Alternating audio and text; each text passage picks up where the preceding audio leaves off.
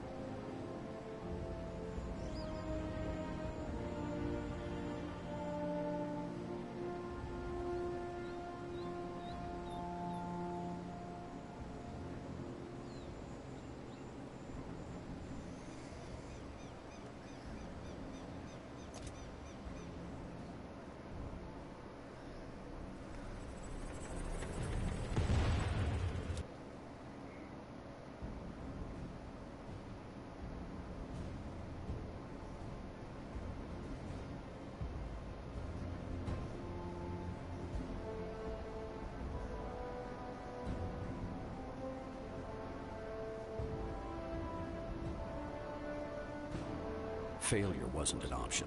The fate of Berlin rested on Thompson's shoulders.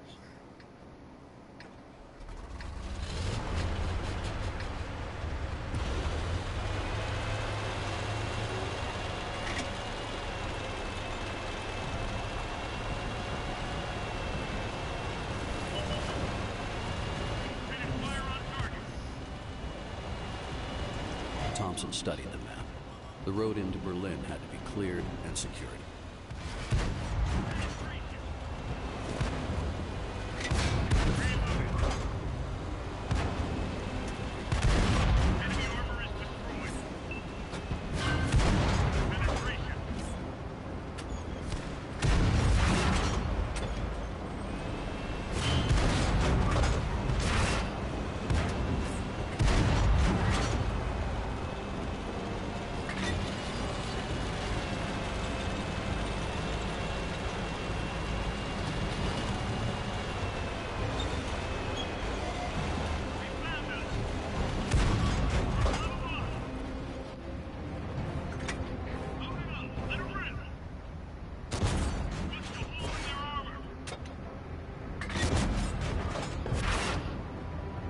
This was it. Once the shooting started, there would be no turning back for Thompson and his men.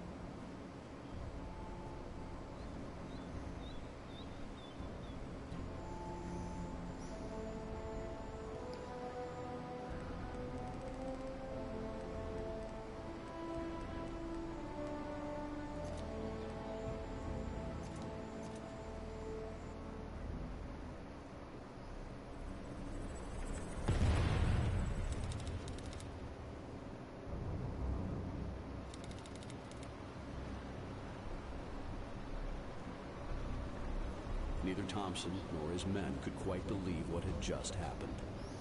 Although it was only a bloodied nose, lives had been lost on both sides.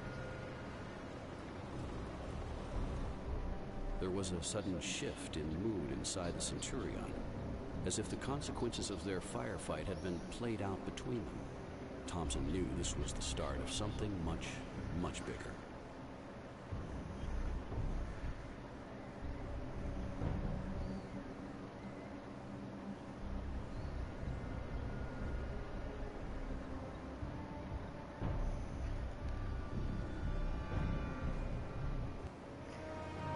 The Soviets had dug in, blockading the roads that led into Berlin. The only option left for Thompson was through town. Press the button to marinate the fuck out of this meal.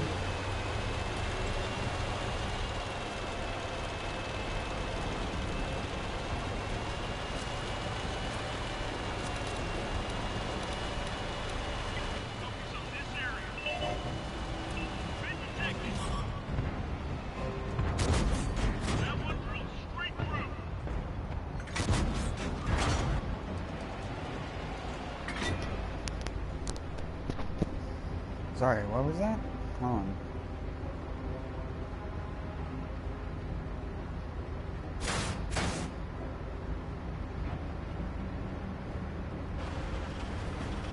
Target locked.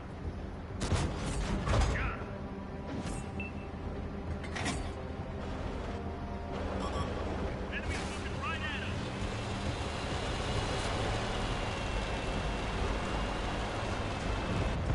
Ready to fire on target. Ready to fire. Looks like that one went right through.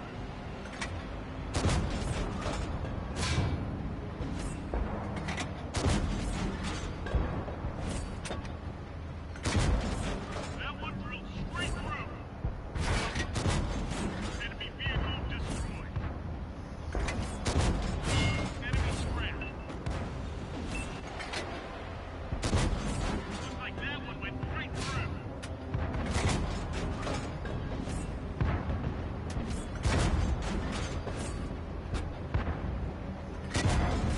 They found us. Good night, Irene. Dropping target.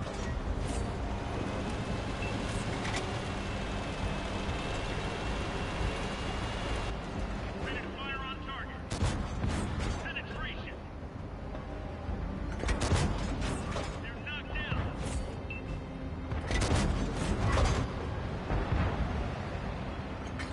Gun loader.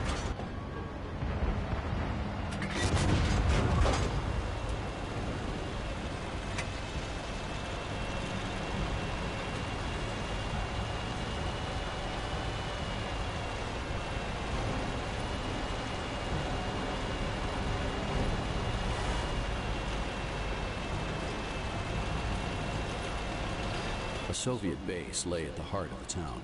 Capturing it would give the Allies a route into Berlin. 50 seconds. That one drilled straight through. That one did some damage.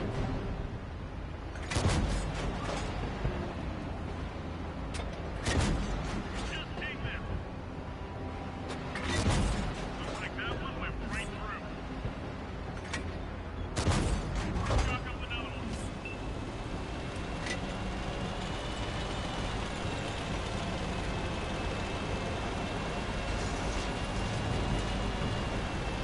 Who needs pickups? They found us. Penetration.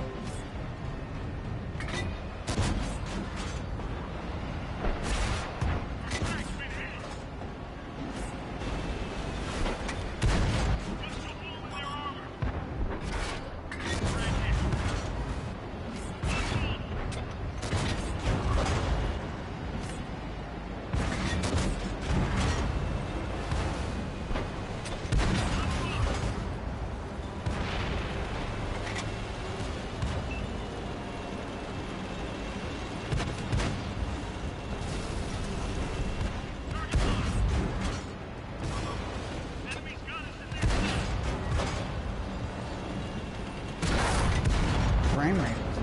bad there for a second. I'd never seen it get that bad before.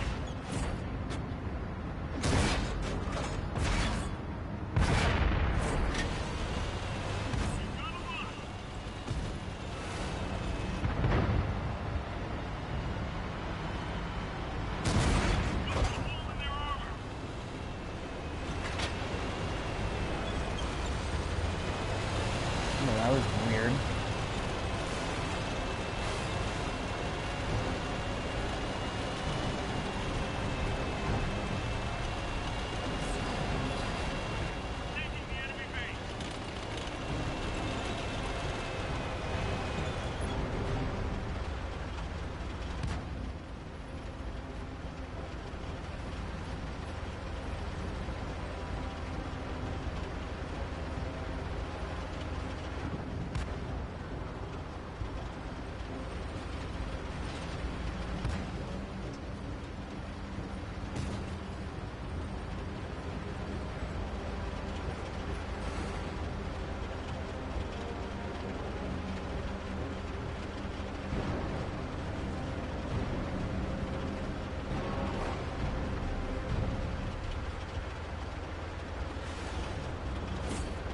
I should have just been doing this mission to get a lot of war story wins.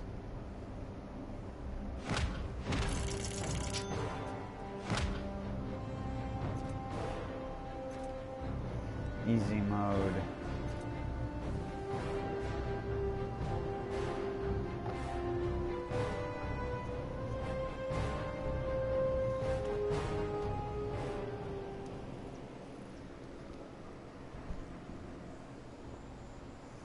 It's not my console, because my console's barely even warm right now. That must have been the game acting up, or my internet or something. Call sign Strelka.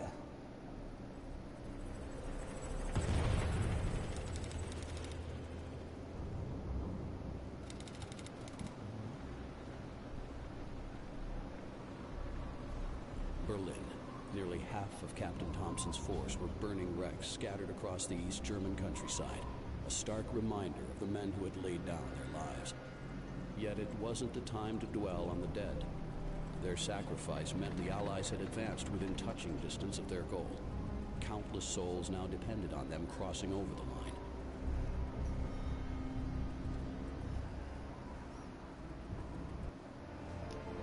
Thompson stared at the ring of Soviet steel that encircled the city. There was no escaping it. He would have to go through those tanks.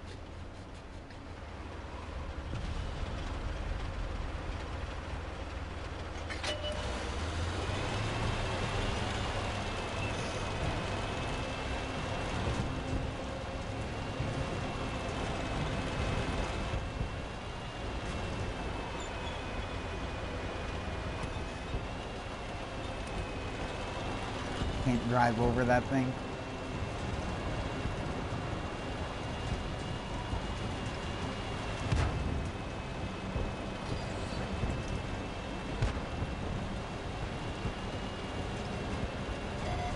The enemy knows our location.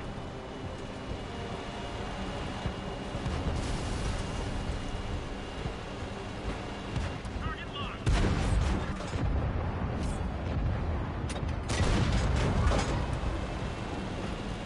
Target locked. Good, Irene.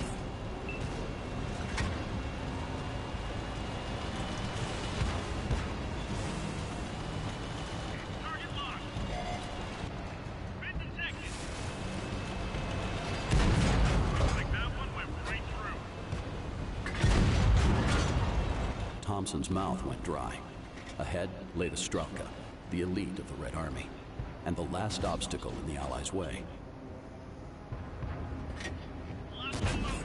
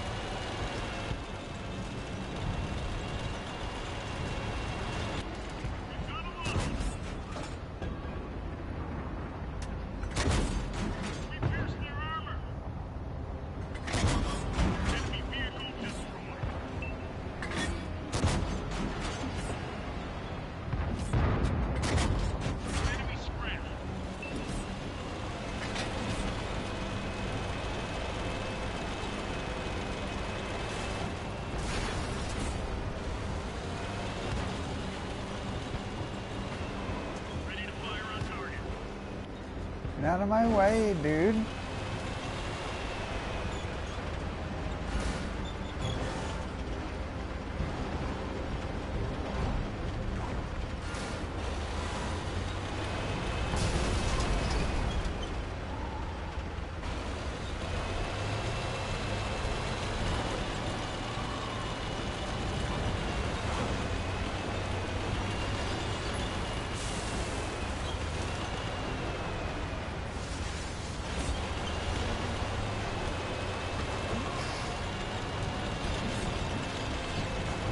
Oh yeah, that's right. Boss always comes from right.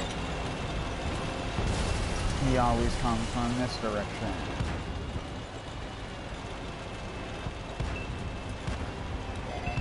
The enemy knows our location. Unlocking target.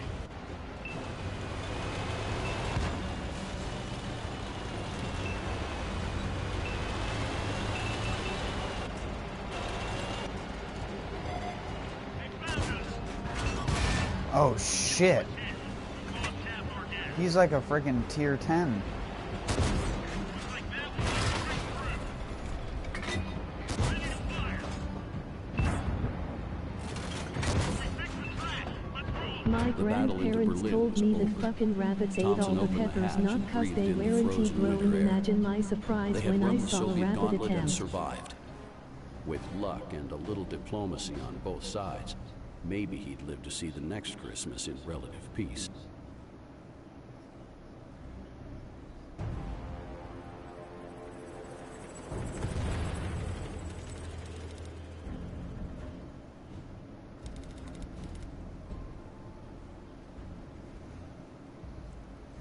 Thompson's men had broken through the blockade around Berlin. The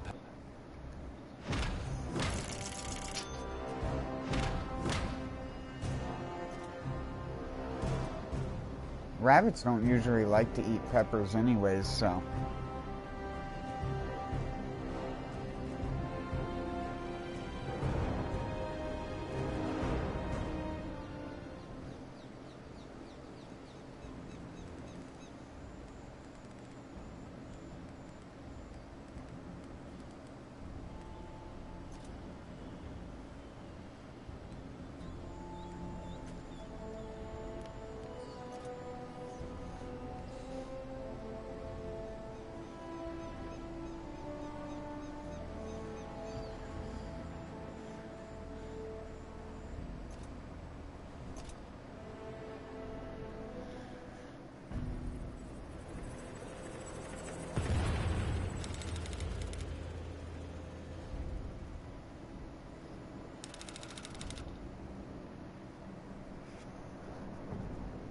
With the RAF and the Royal Navy pinned down, Germany had successfully RAF. established a foothold. Give him the RAF.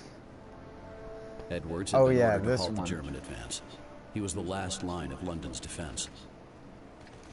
I wish I got 2 AT-50 That is A's. what makes it disturbing.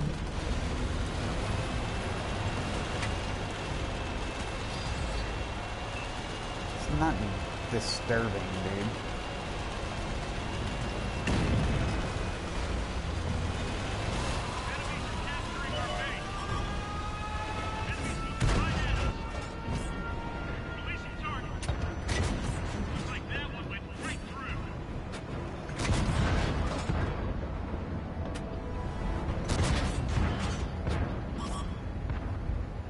Through gritted teeth, Edwards steered his tank towards the point where the German forces had been concentrating. Ready to fire on target. Trying to capture our base. Ready to fire on target. Wave after wave, the German tanks kept coming.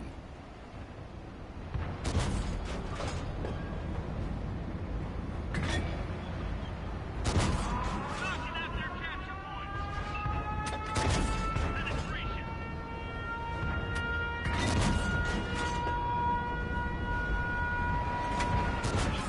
Let it rip.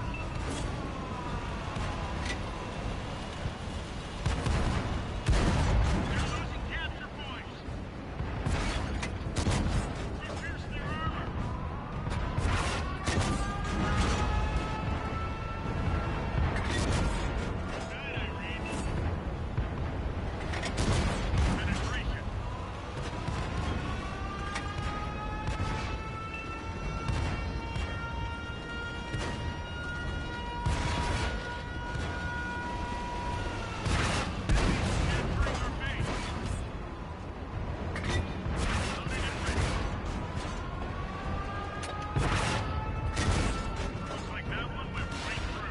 Incoming artillery.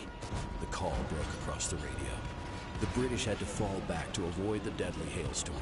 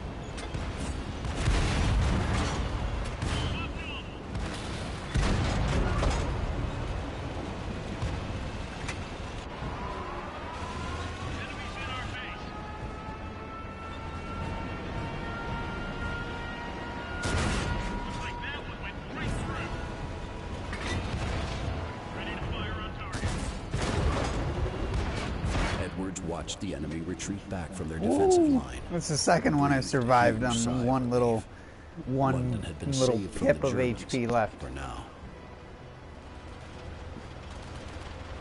Mission accomplished. That one's rough.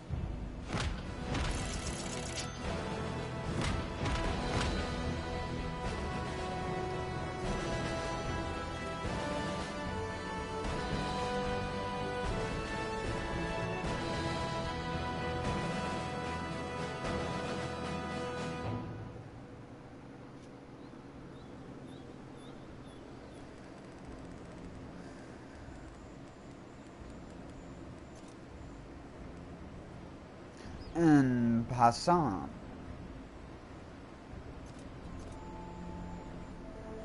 $10 minutes? Wow, easy mode.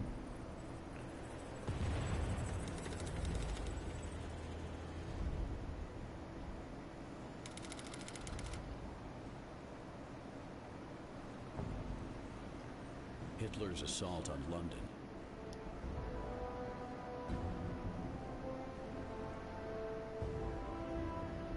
While the Germans continued to operate airfields on English soil, the RAF jockeys would never gain air superiority.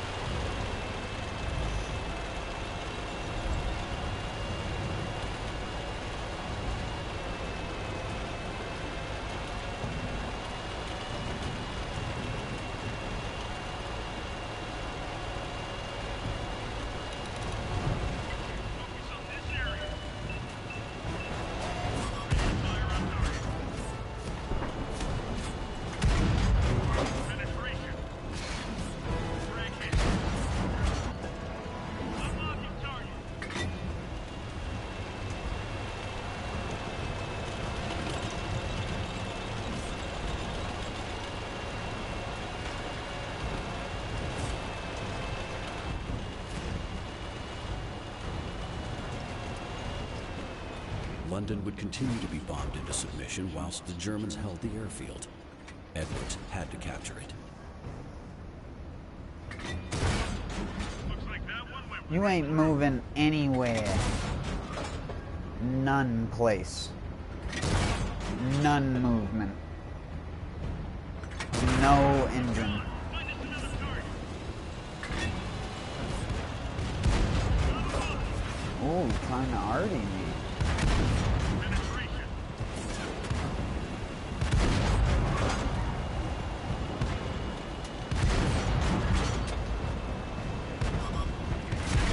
Right at us.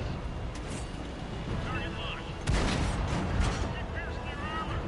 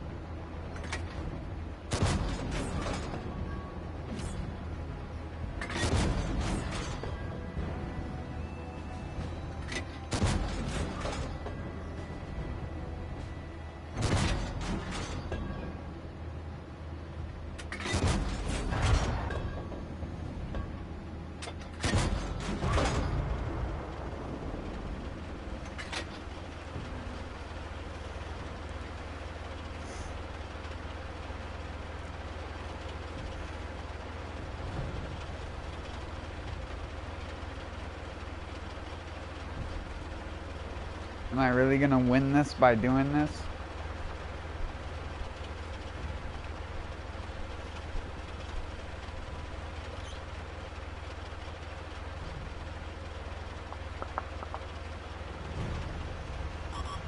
They've spotted us. Hello? Where? We've got a run.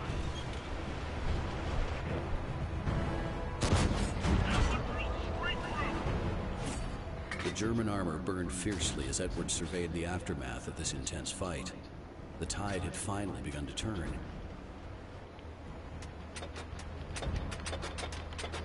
Mission accomplished. Yeah. Winner. Challenge mode.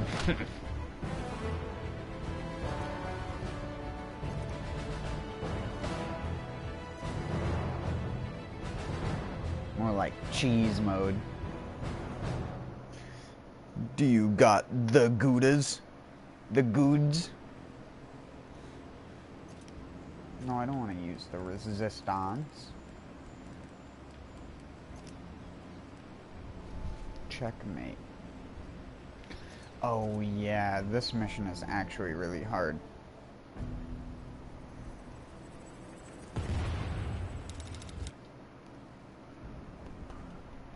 But there is a really cheesy way to beat it. Cheesy!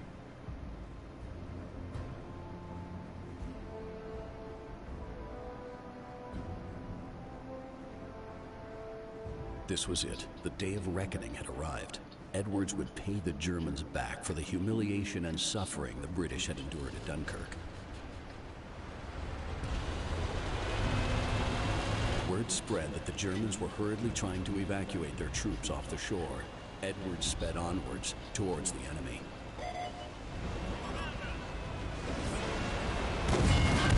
Ready to fire on target. Punched a hole in their armor. We torched them. The German forces were retreating. Allowing them to escape was not an option.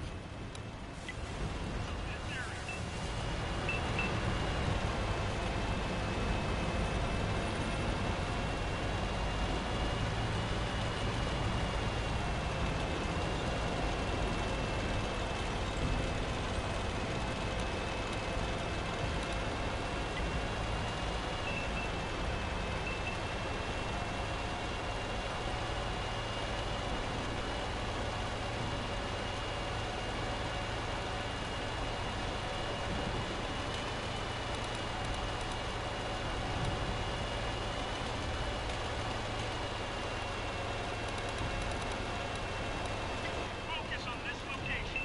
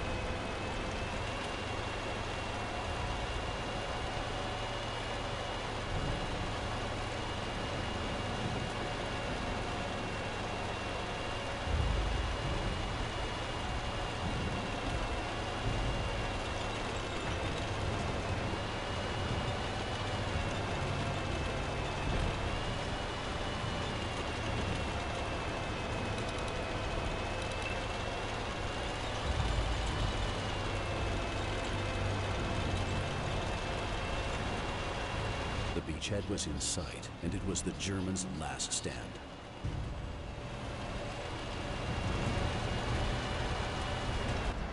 Target locked. Been detected. Ready to fire. We've got a run. Just take them. Enemy fuel tank hit. We got a damaged frag.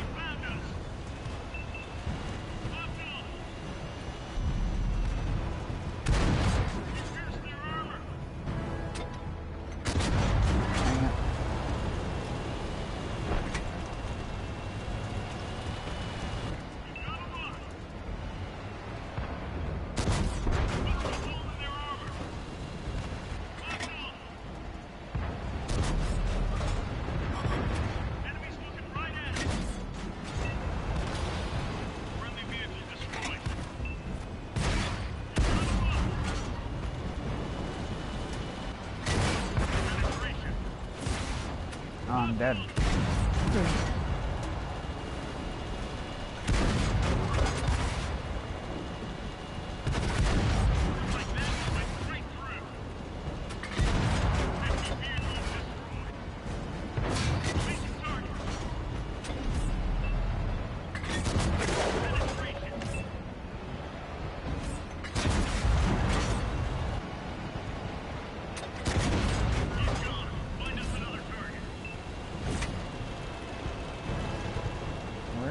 Boss.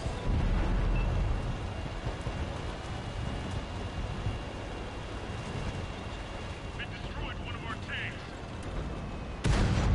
Looks like that one went right through.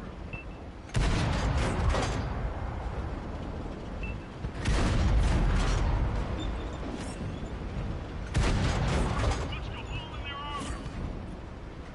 One of our vehicles destroyed. Enemy is toast. Target locked. They're knocked down. Enemy scrapped. Edward stared at the lone German tank blocking his path. He was about to go toe-to-toe with Hitler's finest tank commander ace. What the fuck? For real? We didn't penetrate their armor. Ready to fire.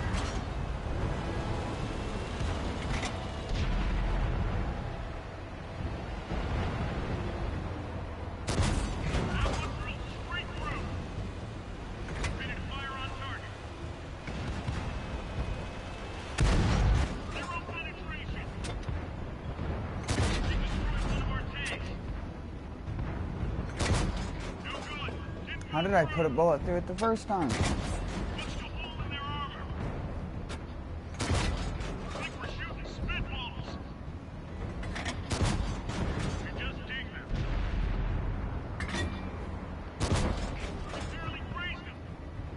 Oh, those don't count as damage. Enemies looking right at us.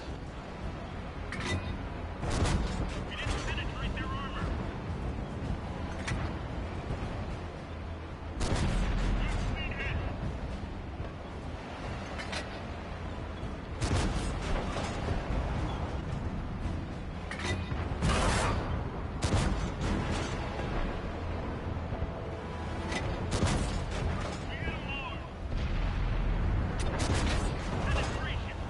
Penetration. Lock on. We just dinged them. Zero penetration. We didn't penetrate their armor. Oh my fucking god.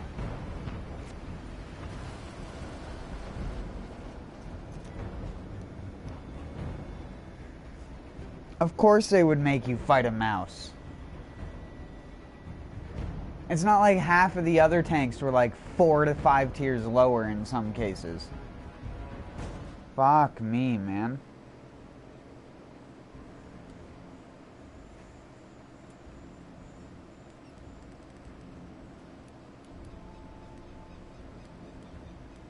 This was the tank that I was fighting just normally.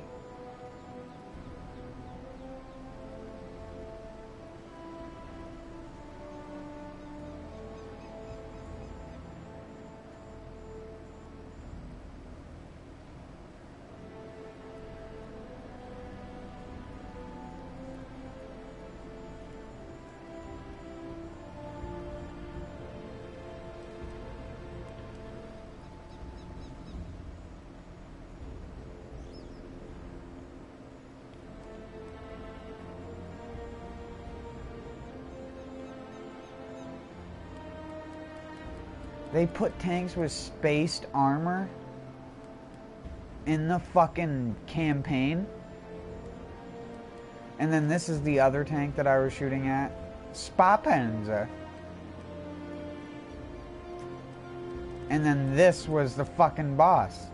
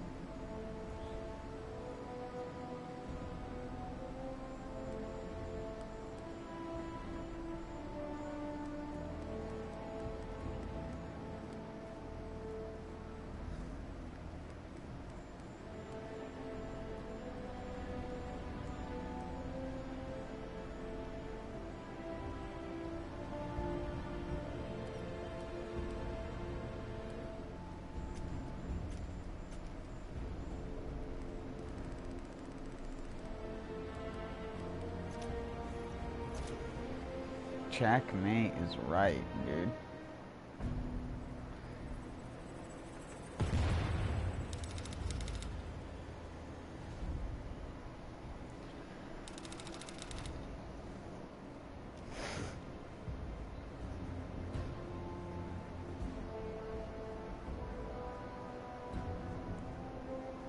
This was it. The day of reckoning had arrived.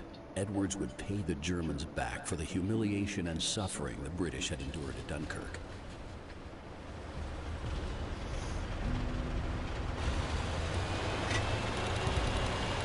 Word spread that the Germans were hurriedly trying to evacuate their troops off the shore. Edwards sped onwards towards the enemy.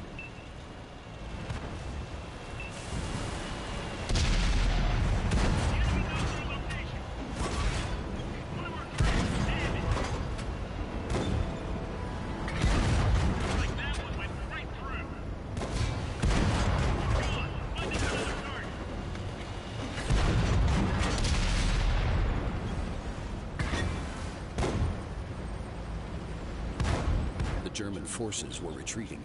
Allowing them to escape was not an option.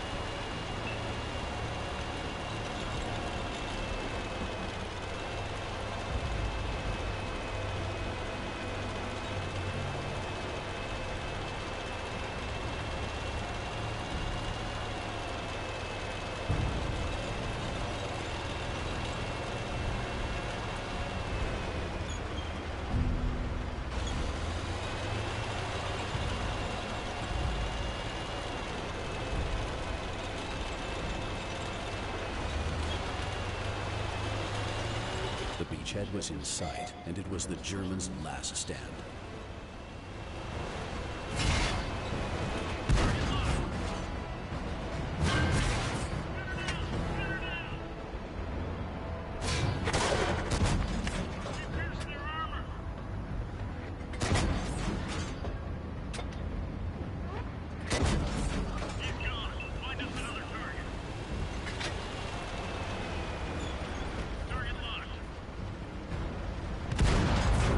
Like that one went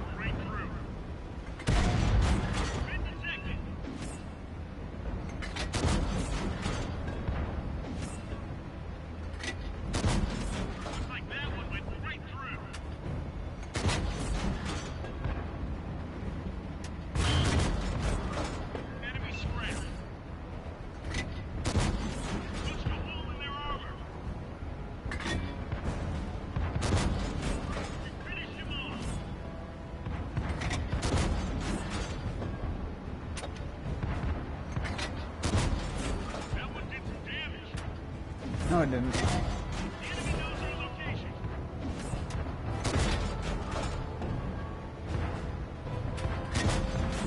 They're knocked down. Penetration.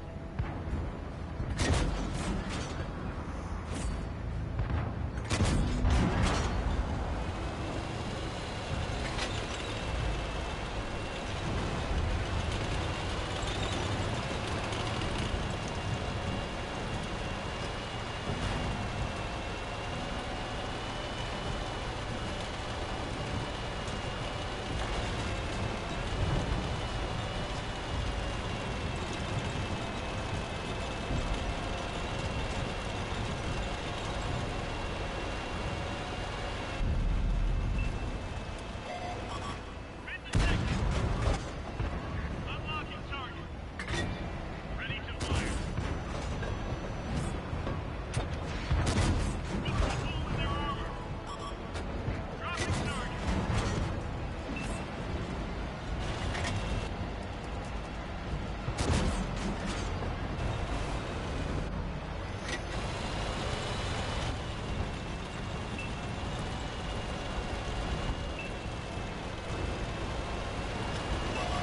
The enemy knows our location.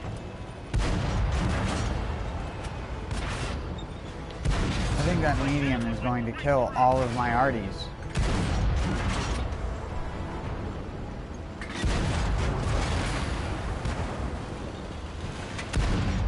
Whoops.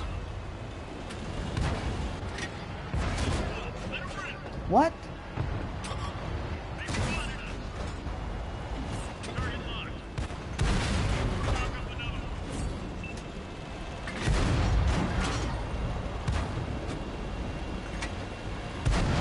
That one drilled straight through. We've got fire. Are you kidding me? One bullet in the back is all it took to set me on fire. What is this, a Russian tank?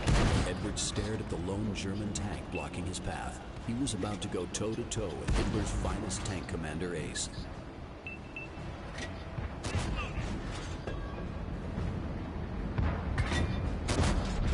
Like we're shooting spitballs. We didn't penetrate their armor. We've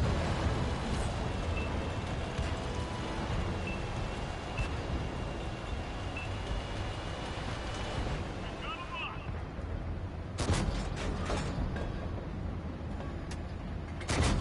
Oh, woe is me. Oh, son of a... That didn't penetrate? Oh, come on. Thank you, Artie. Enemy armor is destroyed. Unlocking target. We didn't penetrate their I can't go in through the top? That one bound. Jesus criminy. Zero penetration.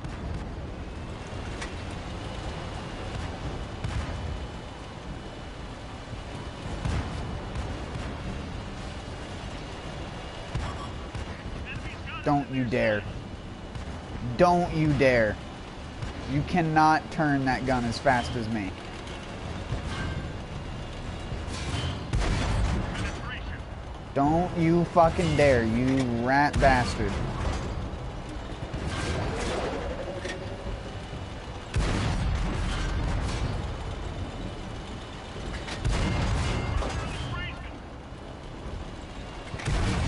Like that one went right through.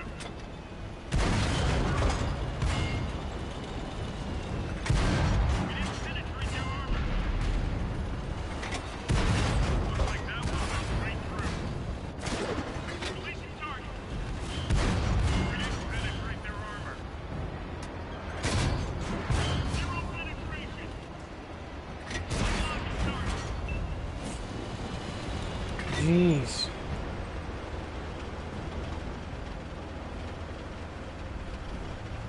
Best job I ever had.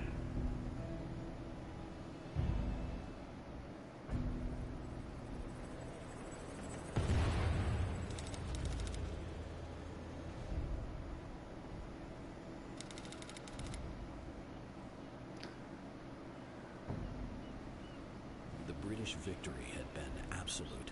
Hitler's war machine had been disassembled and scattered across the sands of this unassuming corner of England. Edwards and his crew watched as the long line of German prisoners were slowly escorted away from their defeat.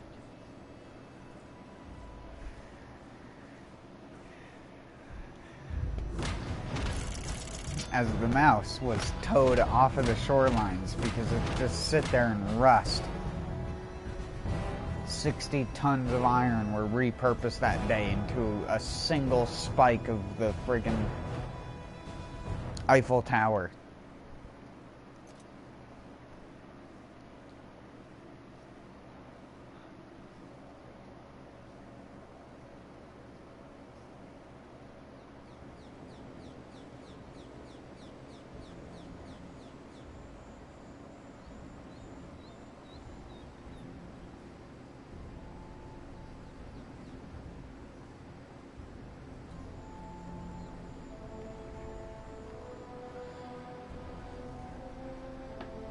Sorry I didn't say anything, Ricky. I thought I said hi, but I don't think I did.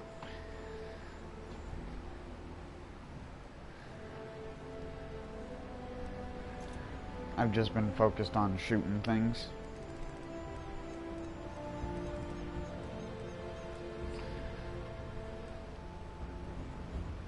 LOL, it's okay.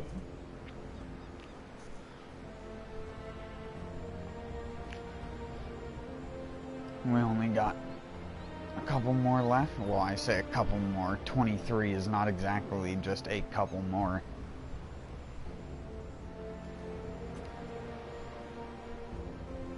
I wonder if Taters is still there as well.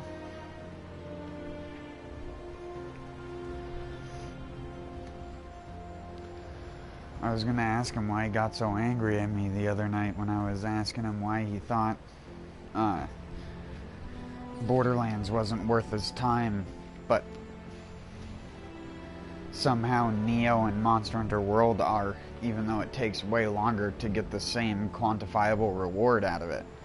Like, I won't lie, there are some things in Borderlands where I'm just like, come on, you couldn't have fixed this in all the updates. And that's like specifically quest items not being farmable. It's like, even if you don't make the item farmable from a monster, at least when you finished all the quests in the game, you should be able to go back and infinitely repeat any quest to get its reward over again. That's what I would do if I developed that game. Just put it into a mode where you change repeating quests to a blue color instead of a yellow color of a new quest that you haven't done yet, which then turns blue afterwards, or whatever color. They could do it purple for all that matters. But Borderlands tends to have followed the World of Warcraft scheme when it comes to shit like that. So it's like, it could just be a fucking thing. I don't know. We were talking in PSN messages the other night. And I asked him why he played Warframe but not Borderlands. And he said, like, because I want to play a game that actually respects the time, or respects my time, or something like that. And I'm just like, I mean, yeah, there are things in Borderlands that are asinine to farm, like things that you have to close app to farm. Yeah. But it still takes a shorter amount of time to do that than it does to get Neo, to get an ethereal set that you want with the bonuses you want on it, with the star roll that you want on that same piece. Way more fucking rare, way harder to get, way more time consuming. It's like I told him the other day, my Salvador that on stream I went to OP10 highest difficulty, did pretty much everything in the game on that character. That character only has like 120 to 30 hours on it, because all of the hours were pretty much on stream. And I played that character for the most part back in 2017, and then I didn't play it for like a year and a half, and then I played it more recently, and that's when they updated it is when I finally decided I'm gonna go through all OP levels regardless of what character I do it on.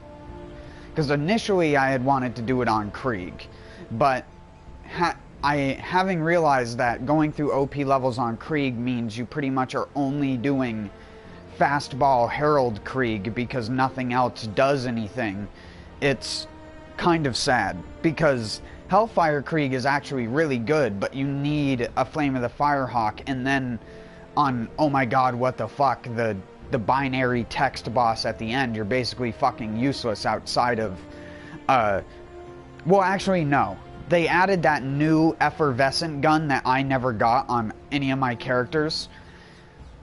But this effervescent gun that they added does crazy explosive damage and shoots like an automatic rifle. I can't remember what it's called. It's called like the Thompson or something like that. Or wait, no, is that the doll? Like the Hammer Buster. Anyways, there's a new weapon in the thing, and it's really, really good on Krieg, and you can do a disgusting amount of damage with it. But you have to farm a somewhat annoying enemy to farm to get it. And even then, again, you still need the Flame of the Firehawk and all the other shit to be every single OP level as you level. So you basically have to reset the fucking playthrough for each OP level that you want a new Flame of the Firehawk for. Because you're not doing it for the shield, you're just doing it for the damage so you can have health regen. And I mean damage too, because it like really helps on the assassins and stuff like that. But it, again, I wasn't trying to argue with him that the game was good. Because if he had just told me I don't like Borderlands, I would have been just like, that's fine, dude. But it was like the whole... I don't like it when people try to judge games based off of a false notion, when in reality they just don't like the game. And you should just say, I don't like the game, instead of coming up with some sort of bullshit excuse as to why you don't like it. Because saying that Borderlands doesn't value your time when it takes easily 300 plus hours to do all difficulties in Neo and farm stuff at the same time, and that's like if you don't already know the game. If you know the game, sure, you could probably do that stuff in less than 100 hours. Just rushing through all different modes and just getting what bare bones stuff you needed to go to the next area. But it's like, come on. That game way less values your time in accordance to getting stuff that you want. It's the same thing with Monster Hunter World. Yeah, you can craft any armor of any monster you want, but that A, requires you to be able to fight the monster, and B, have jewels. Because jewels aren't given to you, and you're given different kinds of jewels every single time you do a thing. So you could be like me and be super unlucky and spend 1,800 hours playing a game without getting a single jewel of a single type. And you want to say that fucking Borderlands is time wasting. It doesn't take fucking 1,000 hours to get an unkempt Herald. It doesn't take 1,000 hours to get a fastball. It may take you a couple hours. Sure. It may take you 6 hours. I've had it take me 4 hours to get a decent Herald once. But that's still better. Like I was telling him, it took me weeks of playing every single day in Neo. Even off stream, I would just sit there and play in co-op to get the chest that I wanted to drop with the 500 health. And you know what? I didn't even get it when I was doing my farming streams. I did it when I was just randomly playing one of the DLCs. I got a plus 500 chest piece really early on, and I was lucky. I was lucky. You know how many people who have crafted thousands of items and never even seen some of the effects I got on my randomized gear. And that, again, that's luck. That's not rewarding. Rewarding isn't getting something randomly that just happens to benefit you when there are other people out there who have been looking for a single piece of gear for weeks, to the point where they just give up and do another build because they can't get the fucking thing that they want for their build to drop. Because it's a random item that just drops from random enemies. Like ethereals and shit of specific set bonuses. I mean, you go to the Neo subreddit and that's literally half of what the subreddit is where do I find this for this build? Or can someone help me with this build? And then the guy responds with the stuff that you need to farm or the stuff that you need to change. And then the actual original poster responds with like a frowny face and says, I don't have enough gold. And it's like, yep. Get co-oping and hope there's other players so you can make a whole bunch of fucking money. That's why I did all of that when the game came out. I didn't wait like a year later to do all the co-op stuff. Because now when you try to co-op the game, I played it just like a couple days ago for probably 45 minutes to an hour. Just for the fun of it, to keep the muscle memory in. I do it with Monster Hunter as well. I'll just pop on it and hunt a few things and hop off. And it's like one of those things where I understand that the game is dying because it's an old game by modern day standards. So you play the game and you get summoned into a guy that could either be at the very end of the game or at the very start of the game. Very rarely is it anything in between. Because people are either playing only end game or playing the game over and over again because there's so few new players.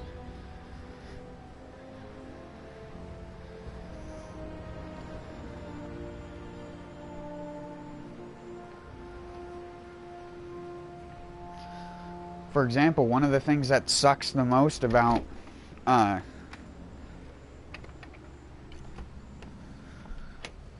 World of Tanks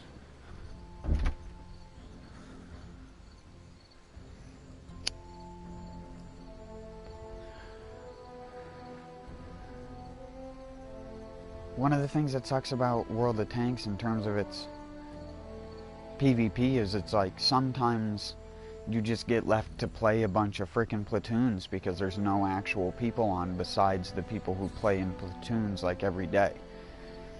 And you run into the same sort of thing with Neo, where it's like you have such a low percentage of players that you're either only doing stupidly hard content or you're literally doing content that you can fucking one tap every single enemy even with a level 1 sword. And it's not that it takes the fun out of it, it's just like, it makes it so that the guy that you're helping is like, this guy's just overkilling, one-shotting everything and this isn't fun. Or it's, this guy is useless because he's not killing things instantly for me, which is what I need. And I'm just like, sorry, bud, I'm a tank build. Sorry, I'm a tank build instead of a fucking one-shot EI build.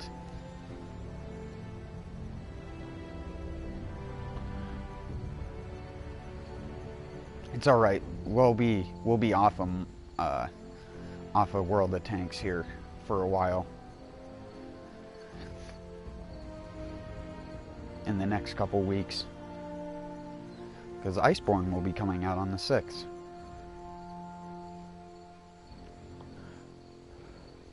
And I'll hopefully be playing that if the servers aren't absolutely fucked, because I kind of expected that to happen, so probably have to do offline mode for most of the new content until like a couple days after when the servers decide to fix themselves.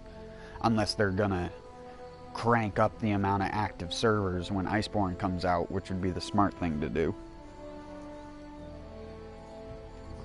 Otherwise, it's gonna be a lot of MW-50051.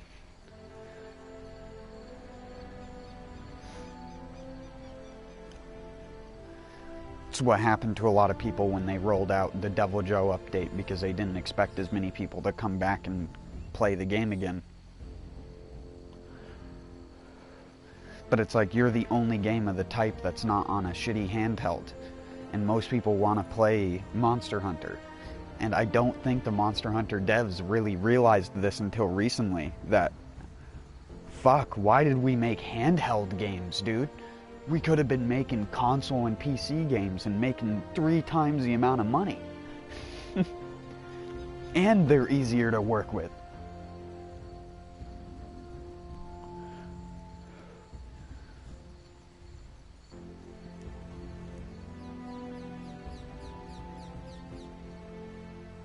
Right. I can't imagine the amount of money Nintendo paid Capcom to turn that into a handheld game. Because it started out on PlayStation, and now it's regained its, like, or I shouldn't say regained, because it was never a super popular game when it came out, but now it's got the popularity, because it's had a lot of games backing it, and there were a lot of people ready to support it when it came out.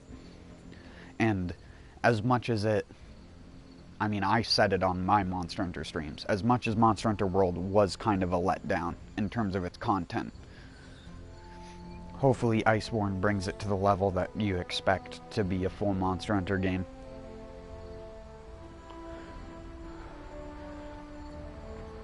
And maybe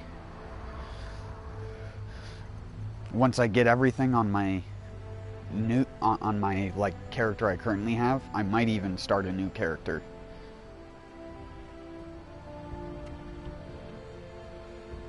And just do all the content over again. No. 2,000 hours worth of shit. No thank you again. I mean, I'd do it, but it wouldn't be another 2,000 hours or however many streams I've done, 230 something streams of it.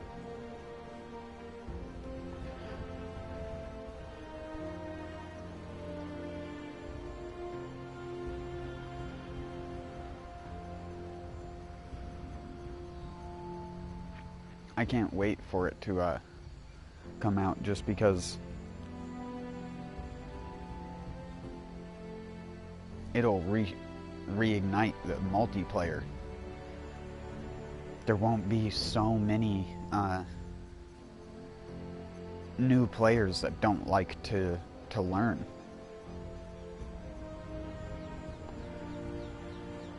I expect all of the new content in Iceborne that it adds outside of G rank. I don't expect G rank to be completed this fast, but I expect all of the new Iceborne content, if it's not G rank exclusive, like if they do a high rank amount of it before they do a G rank and you have to like complete that stuff, I expect the new monsters, all of the new monsters, to be completed within a day, probably within 6 hours.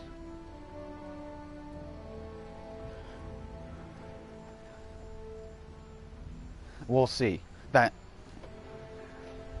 it all depends on if they have another one of those you have to find the footprints of the monster in order to unlock the actual quest thing, because that artificially inflates how long it will take.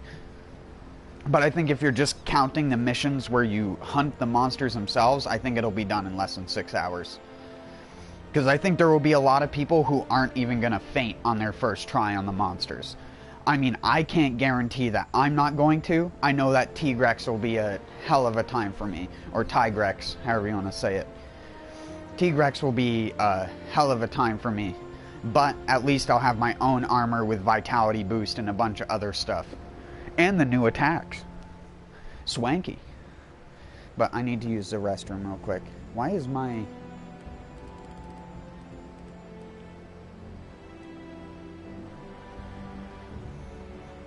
Why is my controller red, dude?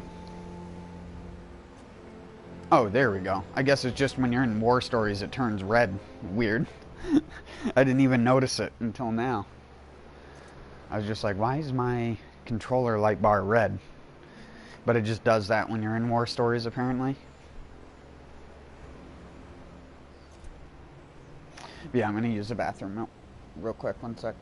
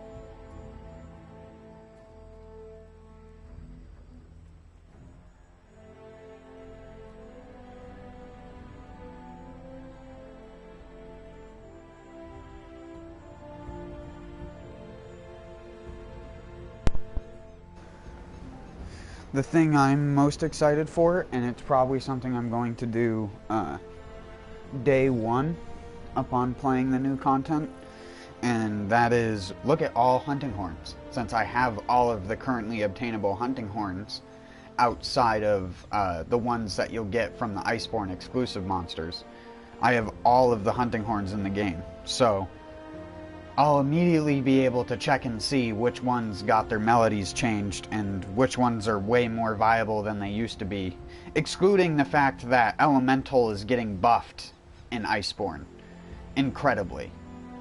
Well, I shouldn't say incredibly, it's going to be brought more in line with elementless weapons, so it won't be as a clear choice for, I guess, speed kill builds and stuff like that. I don't know how they're buffing it, if they're buffing like the maximum capacity of element you can have on a weapon.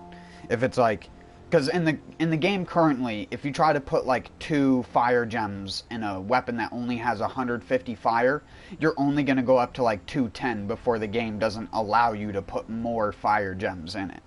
Or if they're just going to go across the board and just raise the base elemental damage, and then that in turn increases how many gems you can slot in to then boost it. Because I've always felt it's weird that in Monster Hunter, the more elemental damage you have is directly in correlation to how many gems you can put on it to boost the element.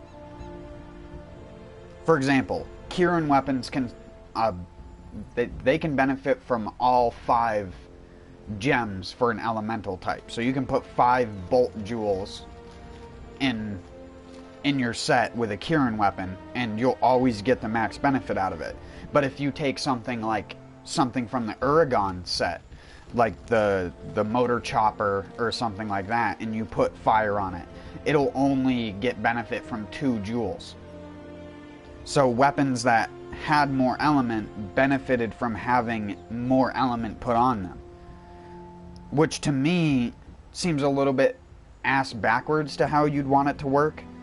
For me, I'd have it where high elemental base weapons only benefited from having a couple jewels, and then you just raise the elemental base overall. For me personally, the way that I'd fix it is I'd make weapons like the Kieran weapons actually deal more elemental damage than base damage. So like, say the base damage was like 720 and the element is like 500. That's around how much the Kieran hunting horn does. It does around 700 base damage with like, or like 800, something around that, with like 520 or 530 element on it. And me personally, I think it should be swapped. I think the lightning should be 700 or so, and the base damage should be 500. The fact is that elemental weapons in Monster Hunter World currently, they're too in between. They don't lean in one direction hard enough. So that it's like elemental things are only good in very specific situations where base damage is so low that the element is actually dealing more damage just based off of the raw elemental damage, not the physical. And those situations are like, the only one I can really think of where it's like you want to use element on this is Kulve Taroth. You want to use thunder in the first couple phases. You just do. Any weapon will deal way more damage as a thunder type weapon against Kieran with the gold on it.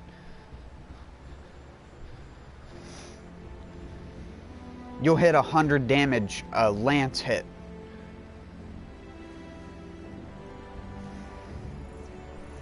But hold on one second. Sorry it's taking me so long to continue playing.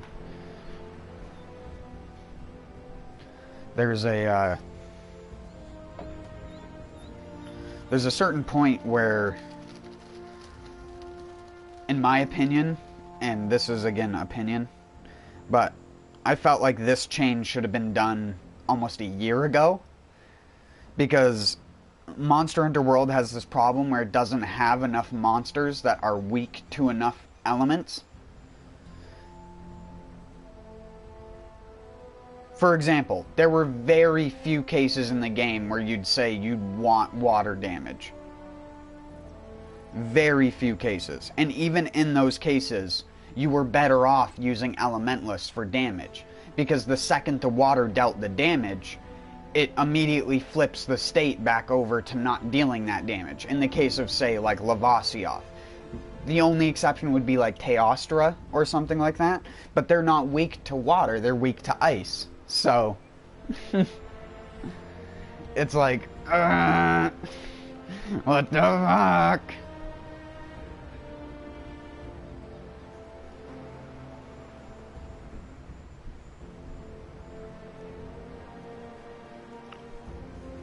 And the only reason I say that is because water, if you're using a water weapon and Teostra puts fire on the ground and you swing the water weapon, it puts out the little fire. At least if it hasn't been ignited yet. If the fire's been ignited, it doesn't do anything. That's why some people would use the water bow against Lunastra, but I think that's like so in vain. You might as well just use a normal bow.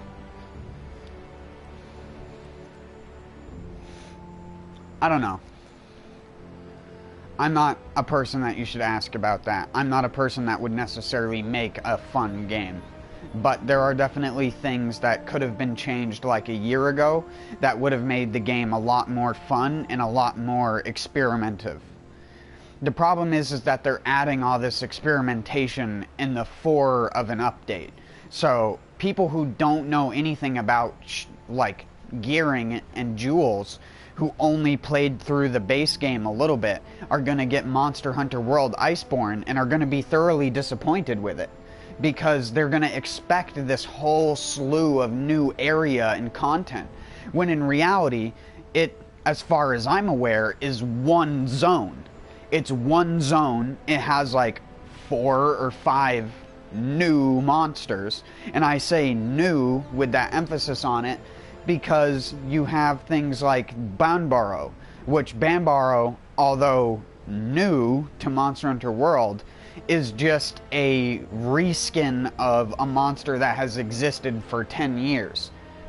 It doesn't have a unique skeleton, and that's one of the things that Monster Hunter World suffers from the most, is none of the monsters have unique skeletons for the most part. They didn't make a new skeleton for the monsters outside of Zora Magdaros, maybe. But even then, I have a sneaking suspicion that that somehow used a model of an already existing monster, and they just put a giant volcano on its back. Because that's what they do. And I'm not saying that's necessarily disappointing to me, but again, you're charging $50 for a DLC for which most people are not going to use 75% of what the DLC gives, which is the whole new slew of weapons. You know how many people use all the different weapons in the game? None. I'm one of the only people that used to do that. And I'm not just saying that to blow smoke up my own ass. I'm saying that because I've watched a lot of people's Monster Hunter stream.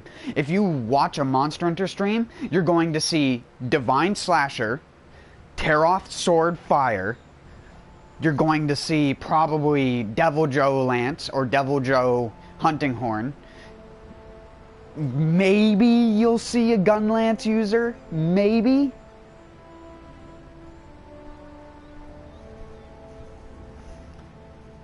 But 50% of them are Longsword. And then the other like 25% are like Great Sword and Hammer users and shit like that. That's what you find mostly. And they use the same weapon every time.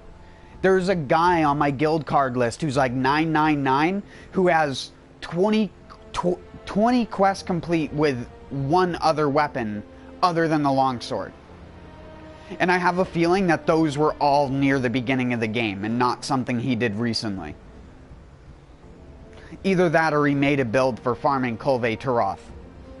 And that's why he had the bow stats or something like that. Because it's just like, how can you only play longsword and only use one weapon for 1,400 quests? Like, how? You just sit down and do the same fucking thing for 4 to 6 hours. I mean, I won't lie, I'd do that if it was a racing game, but a racing game, there's like more variables in the tension that goes on in racing, at least in a good racing game. Whereas, like, in a fucking Monster Hunter hunt, it's either you're fainting a lot or you're not, and you're wrecking the boss. Very, like, maybe 5% of hunts overall are clutched. Where it's like, some guy was about to die just as the monster fainted, or something like that, and they were on their last feint. That doesn't happen very often. Normally, you either faint out, or you beat it. There's no, like, there's very rarely an in-between. And that's how it is with most Monster Hunter content. You got the in-between way more back in the day when there was less scaling and all this nonsense that went on. But it's, again, it's part of the modern era. You're gonna have that because people don't want to have to, like, seek out co-op with other people. It's like the whole debacle behind vanilla World of Warcraft. Where it's like vanilla World of Warcraft has seen a massive resurgence recently because it's about to be re-released. And it's like, I feel like half of the people who are going to play it are going to play it for like maybe a week or two, and they're probably going to get to around level 20 to 30, realize what they've started doing, and they're playing World of Warcraft again, and they have other stuff to do in their life, a bunch of other games that are coming out that they probably want to play, and it's just like, no. No, bud. I'm smarter than your average cookie nowadays that's like on the hype train. No doubt classic like World of Warcraft will have a huge player base again because people have nostalgia for it and people want to experience that again. But people are very antisocial assholes nowadays. Like, they don't fucking care about talking to another person to group up with them. And to be honest, in my situation, I wouldn't do it either. Given this, if I played vanilla World of Warcraft again, I'd only get into a group if asked. I never asked to be in groups nowadays. And that's part of, again, that social change. I didn't used to be that way. Back when I was fucking 13, like, playing World of Warcraft, I was like, shit yeah. Like, acting like I'm way older than I am over a keyboard and stuff like that. And I'd be like, yeah.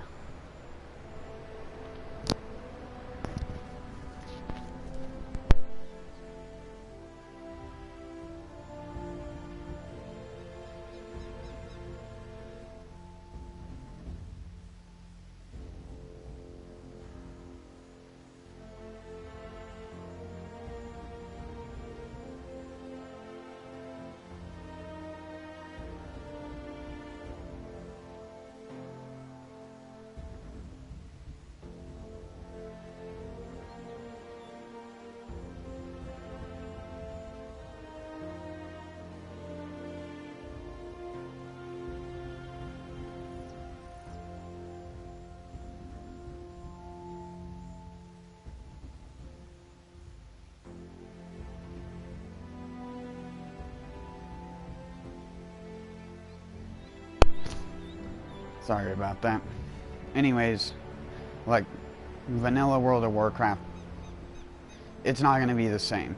And it's not going to be the same not because the game won't be the same, which is what every single fucking person is worried about. Oh, no, hashtag no changes to this, blah, blah, blah, blah. It doesn't fucking matter. It doesn't matter if they change it.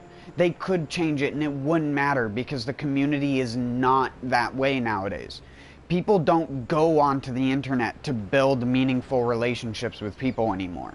And now, when people say that kind of stuff, that people used to do that in World of Warcraft, they're like, yeah, but you remember all the trolls and ninja looters? And it was like, yeah, you had that everywhere. But it was different, because back in vanilla World of Warcraft, you had a character. Your character had a name. You were known by that character if you spent a lot of time on it. You would risk your name to be a dick in World of Warcraft because everyone would immediately know, like, oh yeah, fucking this guy, he's a fucking prick. Don't do trades with him. Don't invite him to groups. Don't let him in raids. He's a ninja looter and stuff like that. You'd have that all the fucking time. But the people who were closer together were a lot better. And I think a lot of people agree in that the initial thing that got them stuck into World of Warcraft wasn't necessarily the characters or the world, it was the other people. Because for a lot of people, World of Warcraft was their first MMO, where you could like walk around in a 3D environment and there were other people doing the same things that you were doing, and you could relate to that. Like, oh, we both needed to kill these things to get these things from them. But I'm a Skinner, and he and my friend over here, this guy that I randomly met doing this quest, he's a miner, so we can both benefit from being in this zone, because I'll skin the things and he can have all the mining like veins or other things like that. Maybe one person is just a gatherer type character, because some people used to do that, where they'd get like skinning and mining. And then you'd have a person who was like, oh, this is my like profession character, he does the leatherworking and blacksmithing, and you could just give it all to that guy and he'd make stuff back for you. And you'd hope you'd build a trust with that guy because of that. You'd hope that he wouldn't screw you over, but nothing stopped him from doing it outside of, again, the reputation problem. The problem with World of Warcraft nowadays, and this goes for a lot of games, is no one gives a fuck who you are. You don't matter. And if you matter enough to the point where people care, you will not matter anymore, because people will just get rid of you through scrupulous means. And it's just like, you can't win either way. There's no way to come out on top in a situation where everything is rigged because people are just against each other nowadays. It'll be very impossible to have that authentic vanilla experience. And I'm not saying that people won't be down to party. I'm just saying that all the people who got to experience the beta are people who want the game to be like that. But in reality, when the game gets released to the masses, you're going to have people constantly running around just being dickbags for the fun of it, because they can. No one's going to stop them. Their server reputation doesn't matter, because they're going to stop playing the game after a month, because what the fuck? Half of the people who played the game never even rated. There were probably at least 25% of the players back when I used to play never even did dungeons. They just did normal quests. And they just did professions and stuff like that. What you would refer to as a casual player. They didn't do dungeons, they didn't do PvP, they didn't do raids. They didn't do anything that had to do with grouping with other people. And those people always existed. But even though those people always existed, people were known for being that kind of person. And most of the time, those people who never did anything were the people that you could go to be like, hey, I know you're a leather worker. Can you do this for me? And you'd whisper them and stuff like that, and they'd be like, sure, do you have the mats? And you'd be like, yep. And hopefully the guy wouldn't fucking screw you over. But if they did, you can call them out for it. Because, again, you had a reputation back then. Because all the people on your realm were the people on that realm. And if you were a part of it, you were in trade chat every day, it was no different than real world shit. People cared about their character, and people cared about who they were. So you had way less people openly being a dickbag. Nowadays, that just isn't the case. There's so much anonymity, however you want to say it. There's so many people that hide from that kind of stuff. And so many people who will go to great lengths to get away with doing that stuff, from the difference of, oh yeah, they make an alt, but now because everything's tied to a battle.net account, you can't even make an alt to escape bullshit, because you know that account.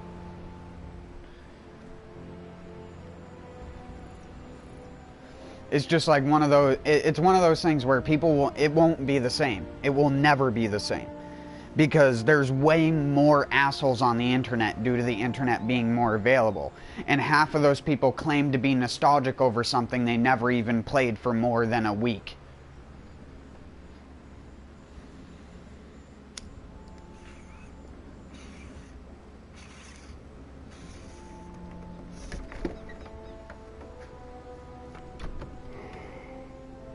You know, when I was back in school, you know how many people I turned on to playing World of Warcraft? That their parents bought the game, installed the game onto a computer over the period of like 2 days, And then, oh yeah, come to find out, they didn't even like the game. They played it for like a week, and they just didn't like it. And they just get bored of it and then would play something else, or just not play games.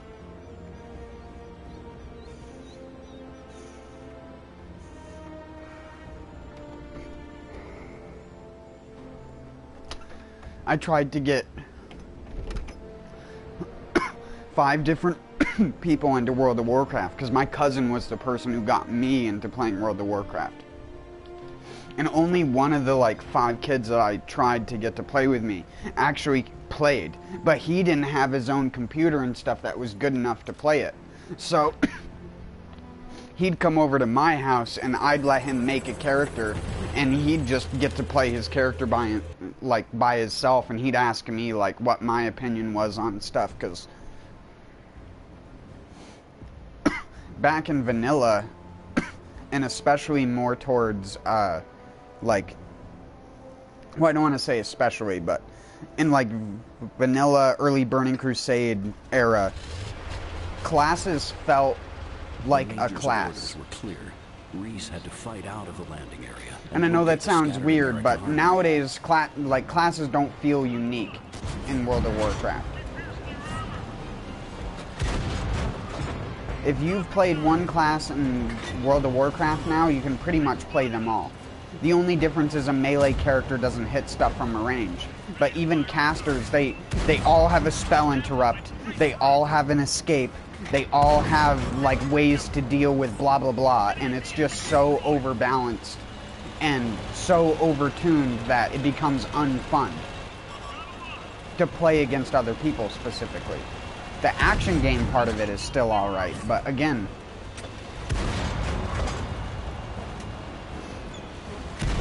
there's that layer of bullshit which you just can't escape, especially nowadays.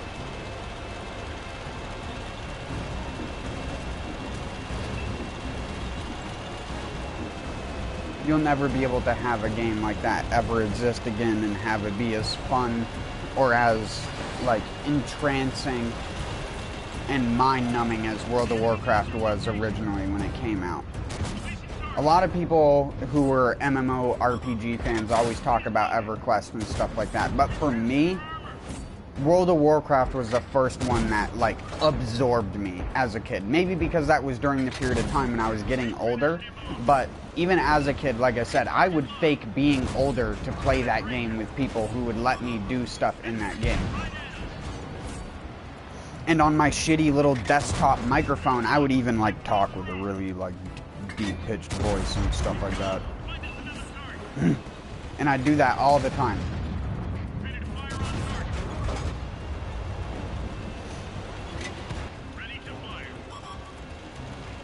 When I started smoking at a young age, that also helped. People think that I was way older than I actually was. But I'm not necessarily proud of that, but it was one of those things that helped me. Like, they'd hear the flick of my lighter and stuff like that in the background, and they'd be like, oh yeah. Because I've had the same sounding voice since I was like probably 11, 12 years old. My voice went from being like high-pitched to immediately deeper, and then just stayed there. And my voice is how it is now, where it's not high-pitched, but it's also not a deep voice. I can go really deep though.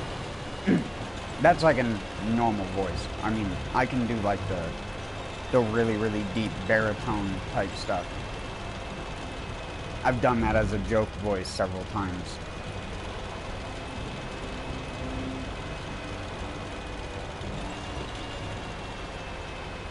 But I try not to do it because it just makes me sound like I'm trying to like slow crack by the sound of it. Crackhead.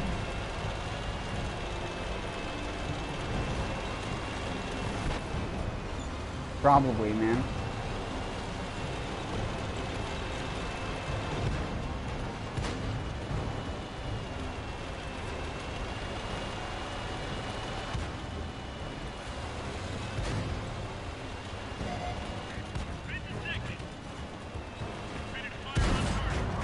we see What all do we you- can do. What do you mean, man? You mean like in the game? Looks like that one went right through.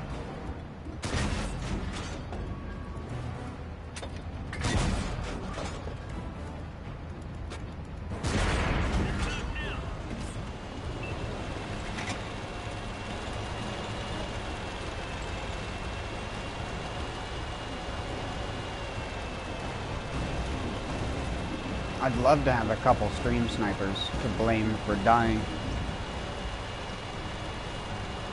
I'm not doing PvP right now, though. The enemy knows our location. Risk a hole in their armor.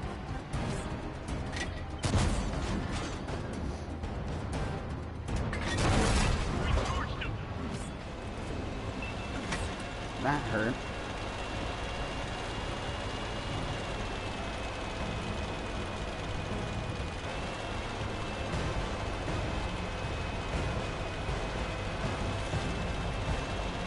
Why'd you follow me if you don't like me, dude?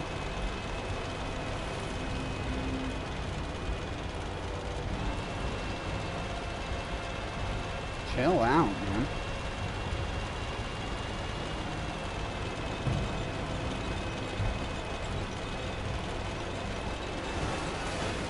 Is that how you always greet people? Surely I can't be the only streamer that's streaming this right now. There's got to be someone else who's way worse than me.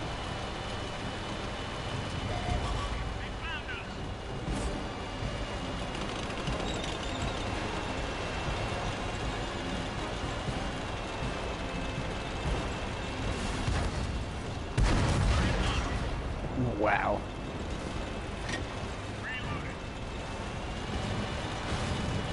Excuse me, AI.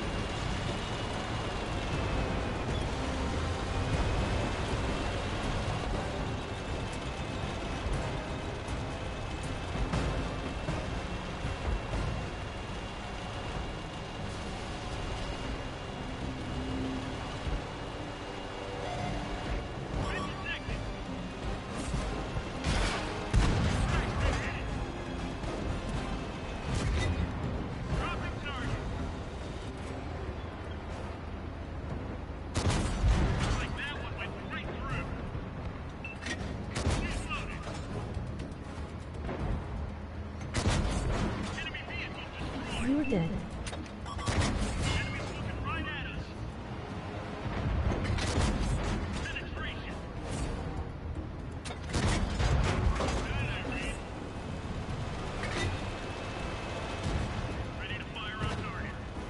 I actually I won. smoke crack.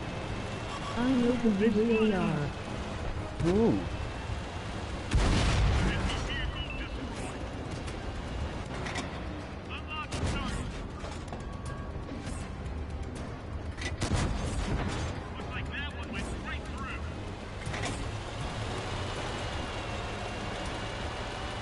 Reese watched the Soviet units roll into camp. He had managed to corral the surviving tanks into a fighting force. But would it be enough? Wait. No ammo pickups.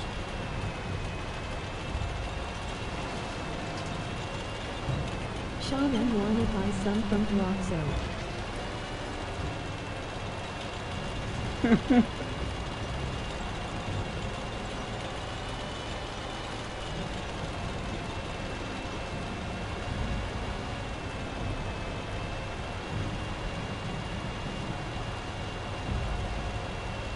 Shout out to Mike Hunt. Mike Hunt. Oh.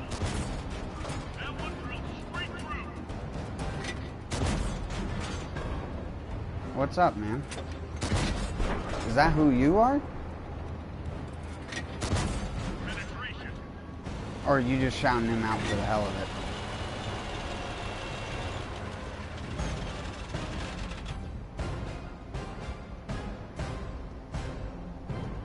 Reported. We did it! We won!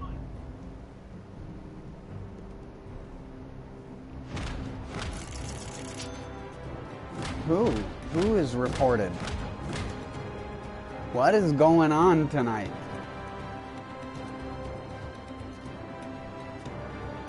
Yeah, in Hindu.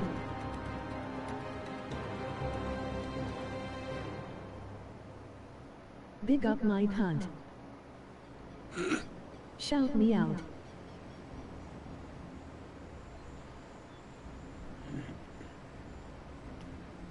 No, really though.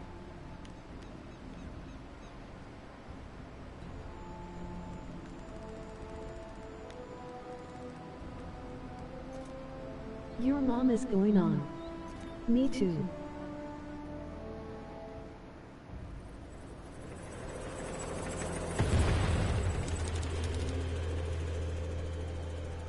I mean, you can basically shout yourselves out. My chat is text to voice. The American excursion had been hampered by severe weather. Hurricane Ella, which... My cunt smells bad. That's rude, dude. Reese watched as the storm took hold. His gut told him that the untimely arrival of Hurricane Ella was a perfect opportunity for the enemy to launch an ambush. He hoped his instincts were wrong.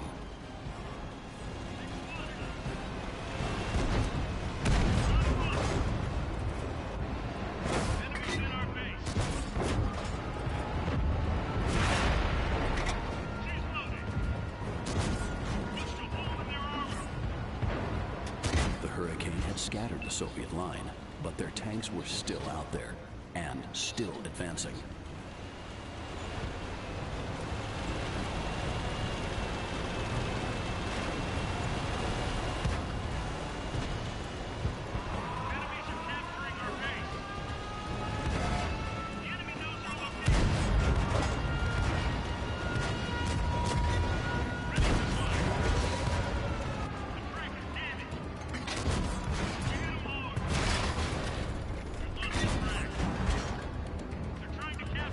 Drop das Mums behind is a gaping crater.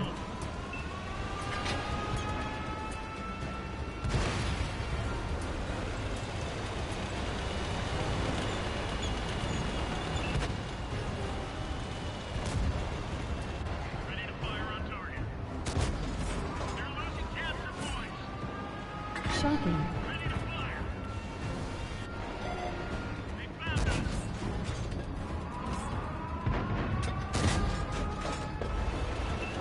Do you two know each other?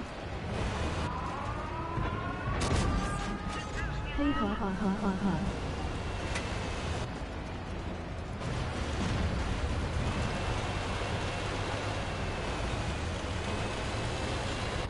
Target locked. Been detected. Looks like that one went right through.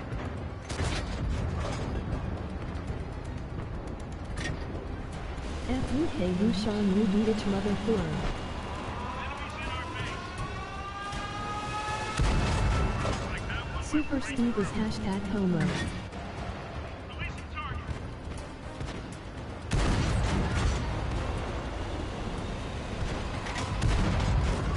Seth drop so mum siam.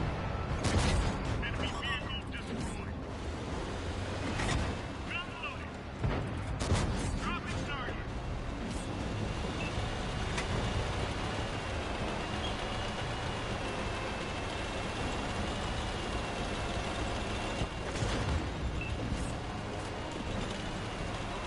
Trying to capture our base. Ready to fire on target.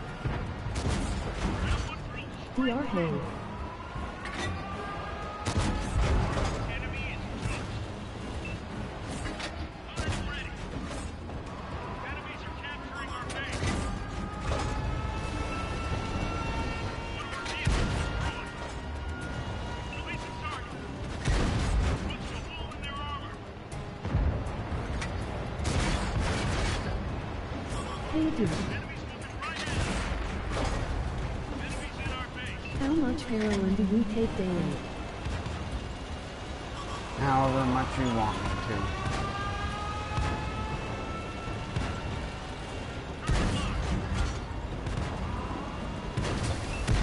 Enemy armor is Never enough.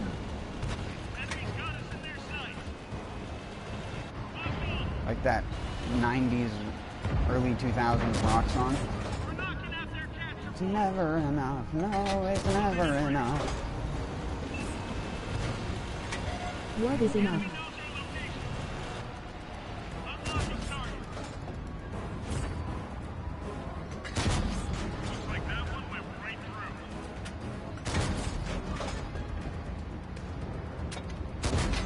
No good. Didn't go through. Kill the Yankees. Zero penetration.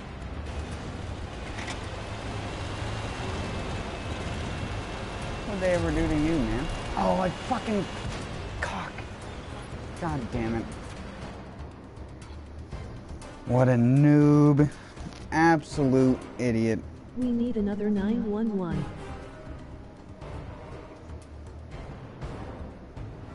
Where are you from, man? If you're saying that.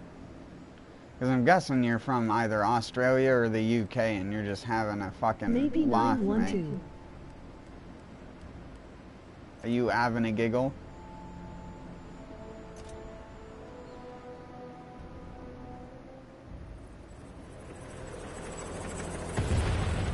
Elon. Really?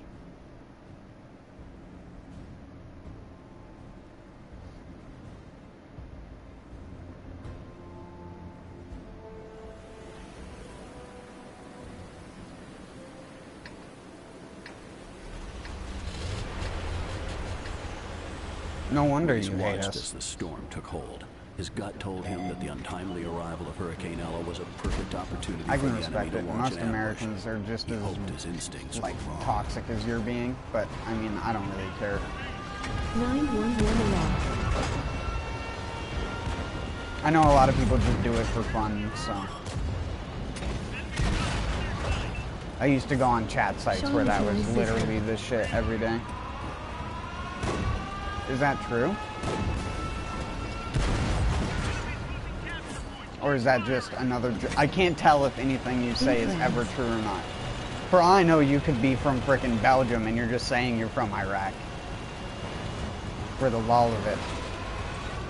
I mean, you're obviously not going to actually tell me where you're from, Hurricane had but... scattered the Soviet You are line, lonely. but their tanks were still out there and Yes. still advancing.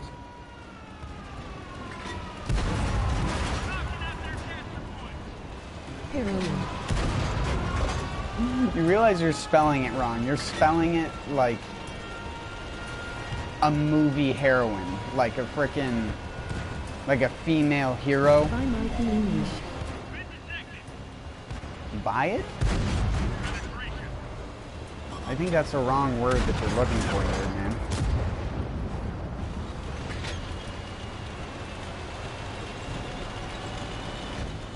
Or are you like, no, no, no, you no get for free. Enemies in our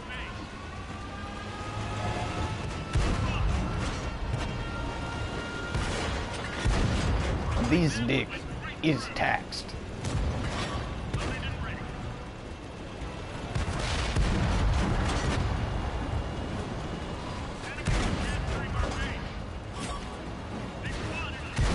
Think I'm your mom's arm around.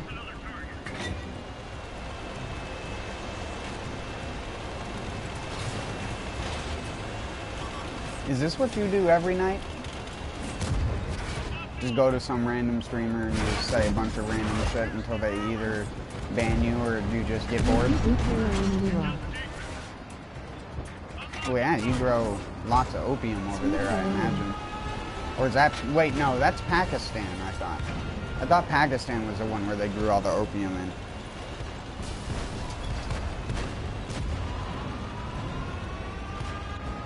Could be both countries. I don't know. They don't really like to teach people about that over here. Only when you kill yourself. Morning, day, and night. That's a little bit far, man.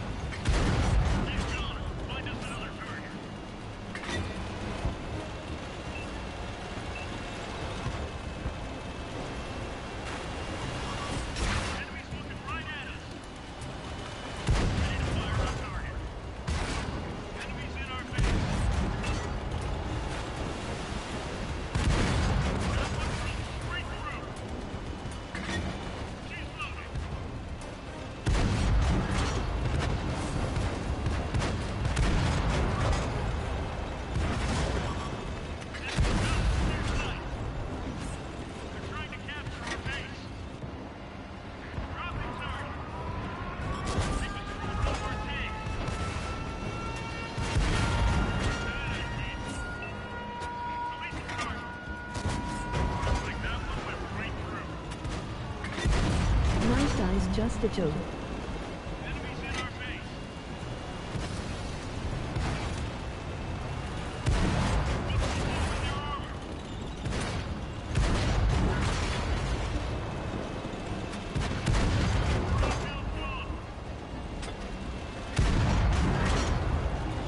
Enemies are capturing our base. Penetration. We finished him off. Target locked. Looks like that one went right through. They're losing capture points. They spotted us. With the storm abating, Reese could see the carnage left from the Soviet attack. His unit had survived to fight another day.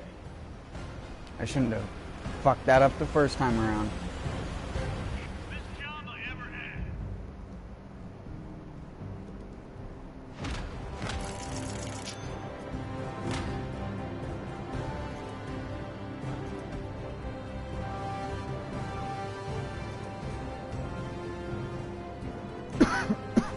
Excuse me.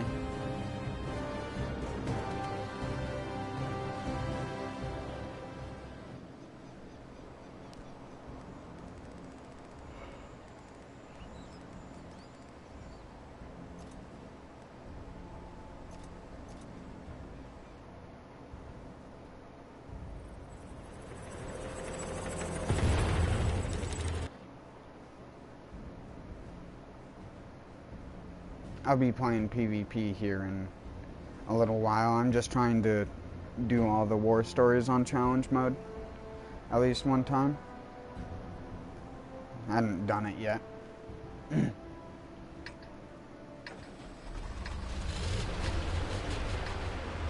Reese had to face facts. There were just too many spots ahead for an enemy ambush.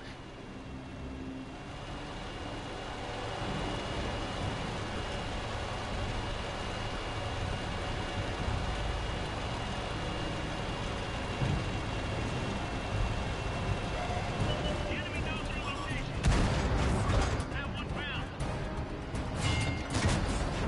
Looks like that one went right through. That one did some damage. Viewfinder, good hit. Got her. Locked on. That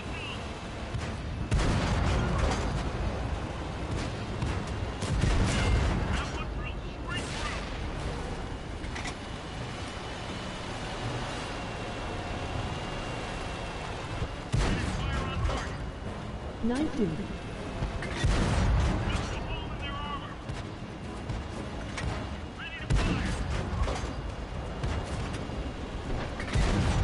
You saying night to me or night to Sean?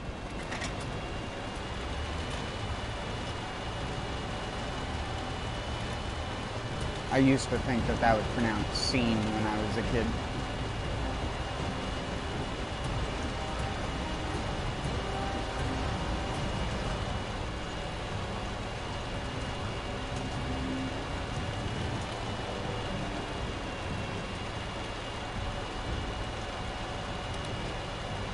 Focus on this area.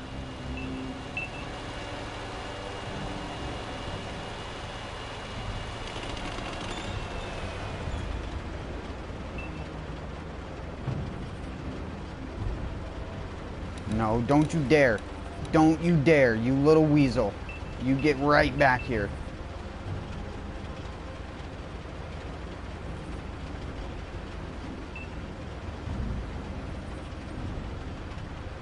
I wish I could just command and conquer group select these guys. StarCraft, whatever your preferred RTS was when you were younger. I'm a Command and Conquer fan. It sucks that Command and Conquer died, but StarCraft is still alive. StarCraft is good though. I liked playing it. I just didn't play it nearly as much as I played Red Alert. Just because I had really bad internet, and Red Alert to me had way better single player campaigns. And it was just fun to do skirmishes, which is what I did Police half of the glanced at his time. wristwatch. Time was running out fast. He had to stop those missiles from being launched at American soil.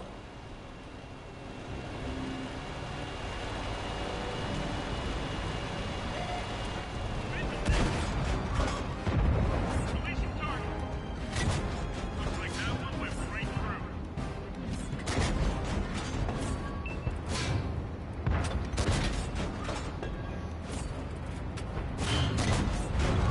Chalk up another one. Ready to fire on target.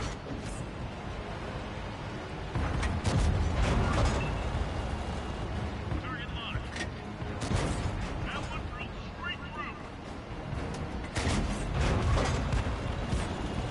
Locked on. Enemy armor is destroyed. Penetration. Enemy vehicle destroyed. Loaded and ready. Unlocking target. Oh, what the shit? Drove over a tank.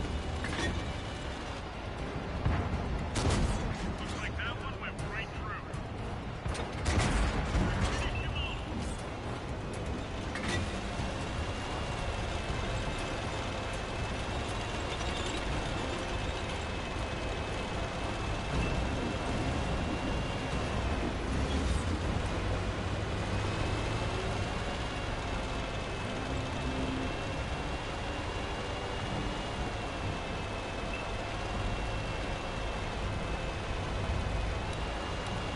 Focus on this location. The enemy knows our location. Penetration. I really needed to hit his track.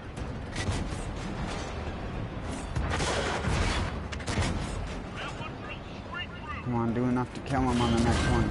Damn it. Target locked. Penetration.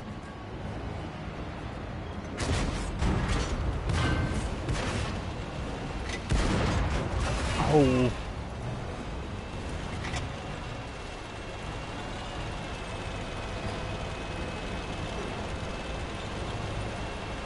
This seems easier than it was in normal mode.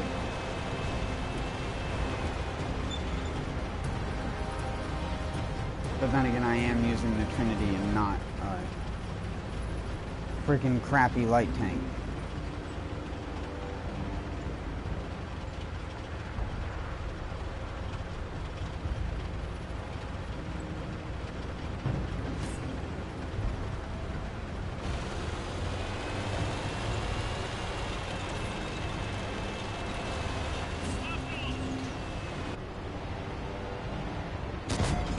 They found us. Looks like that one went right through.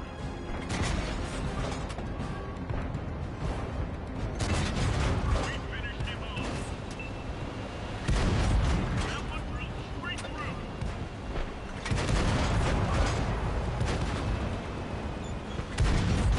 Enemy scrapped.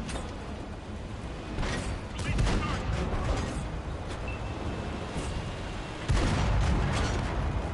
Target locked.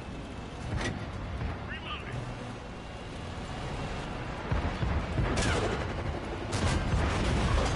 Lost an ally.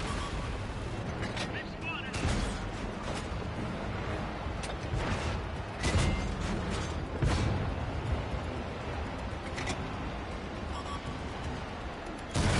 Looks like that one went right through.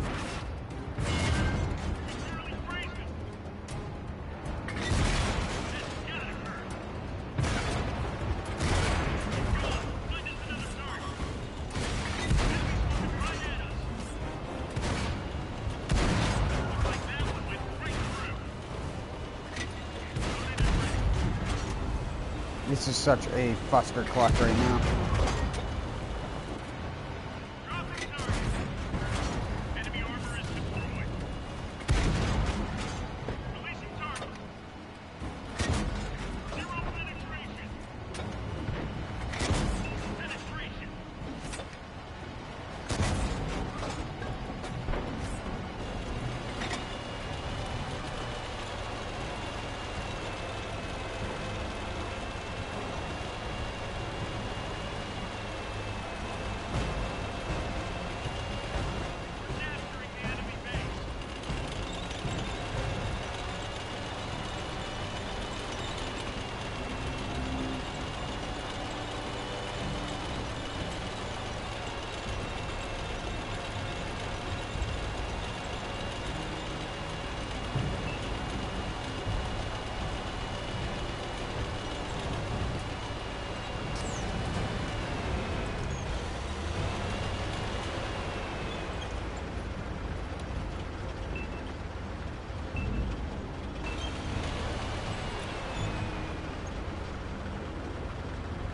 Oh my god. Am I gonna win?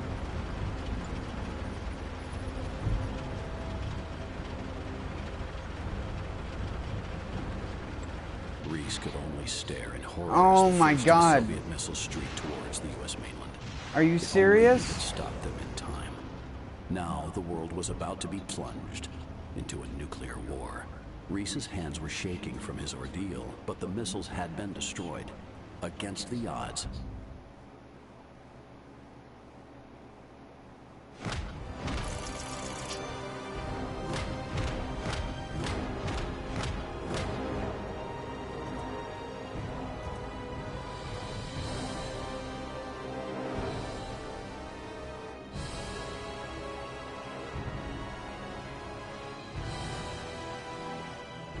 I just had to open my mouth about it being easier.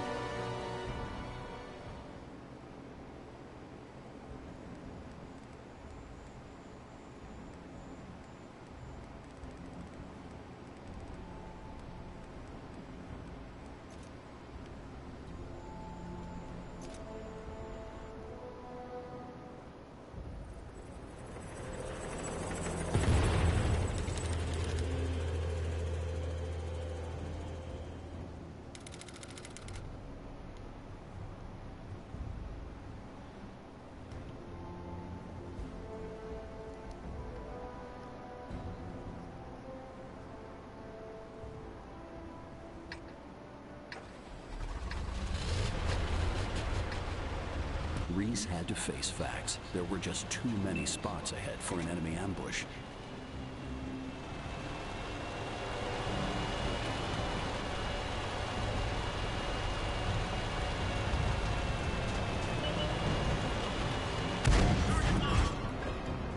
Enemy's got us in their sight. We gotta take this straight.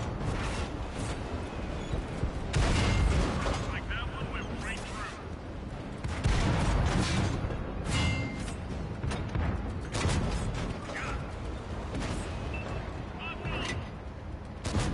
Punched a hole in their armor.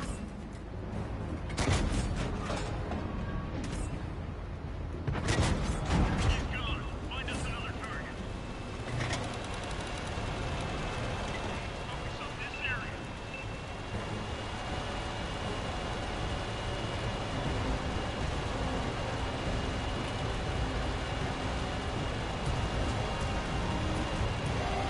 The enemy knows our location.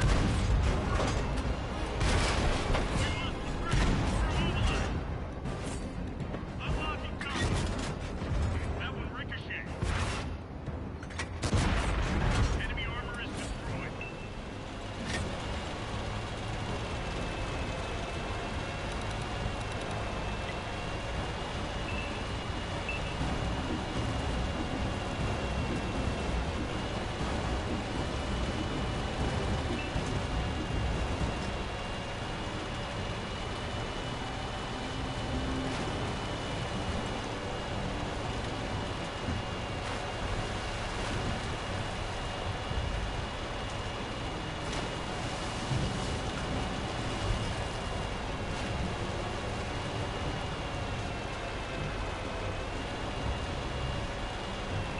Focus attention here.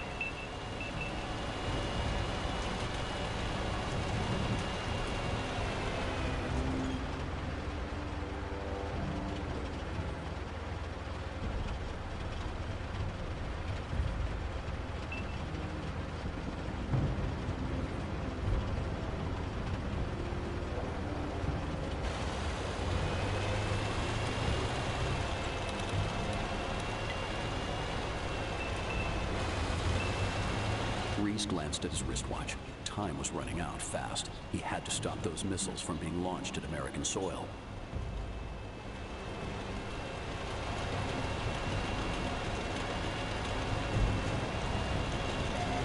They found us.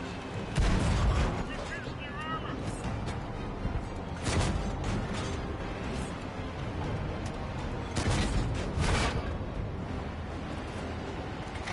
Ready to fire. Penetration. Target locked.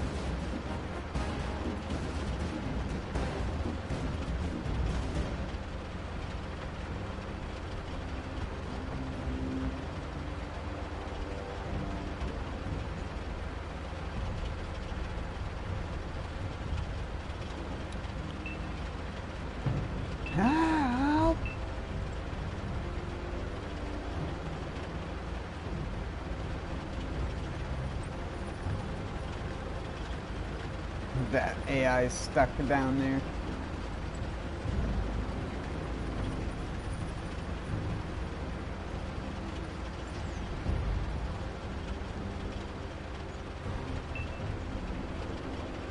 Reese's hands were shaking from his ordeal, but the missiles had been destroyed. Against the odds, his It unit played had done both it. dialogues last time, overlapping each other. Mission accomplished. If only it didn't take an extra second for the game to go like, oh yeah, you've won.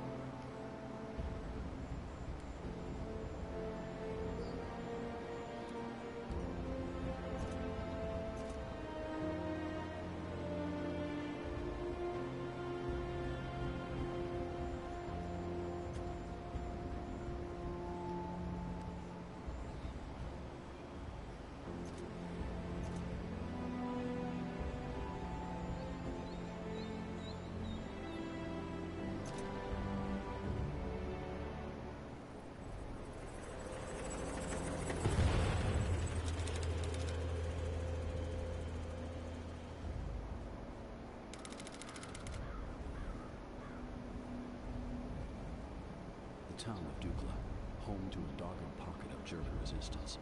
The advancing Red Army had been forced to halt and deal with this stubborn enemy.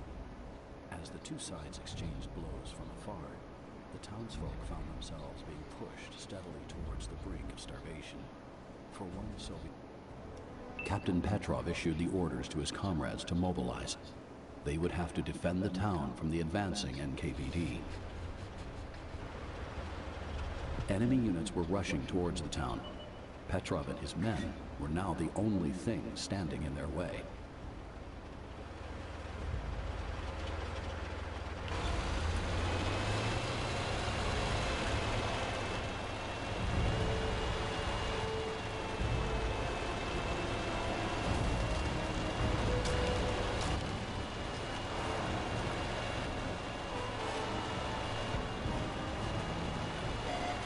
The enemy knows our location. Looks like that one went right through.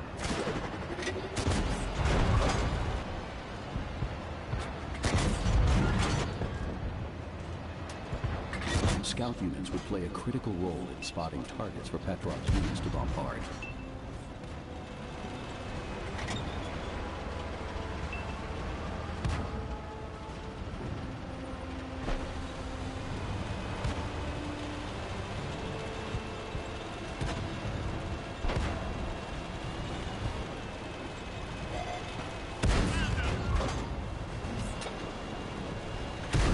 Penetration. Knocked down. Lock on. It was no good. Petrov signaled his artillery units to move to a new position and find a more favorable line of sight.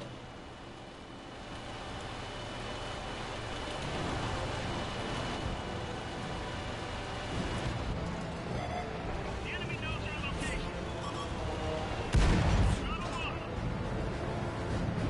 Shut 'em up.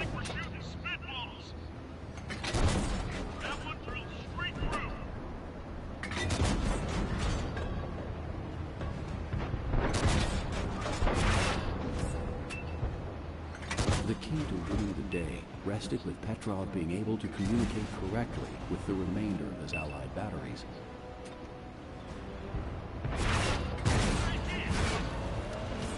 Fire is extinguished. Penetration. We barely grazed it. Place the target. With the last of Petrov's artillery destroyed, the NKVD encircled the undefended town, condemning it to face starvation alone.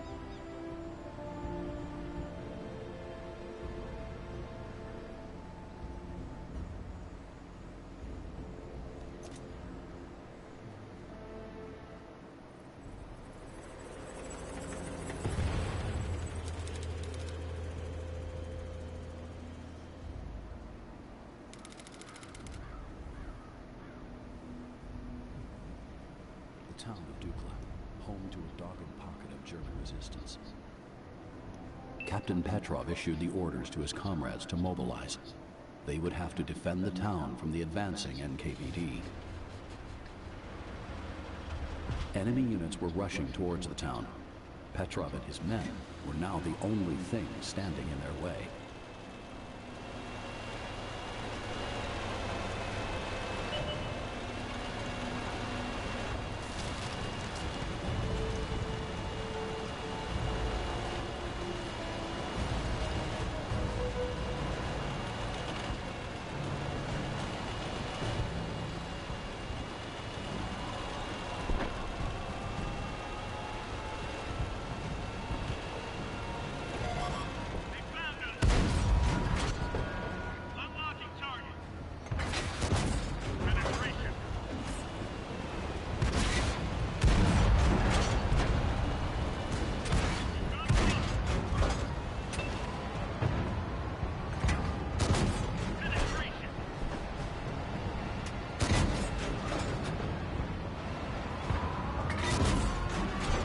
Scout units would play a critical role in spotting targets for Petrov's units to bombard.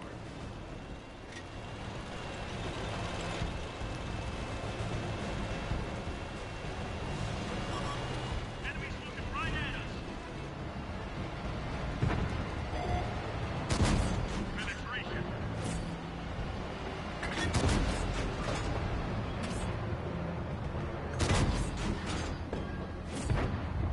It was no good. Petrov signaled his artillery units to move to a new position and find a more favorable line of sight.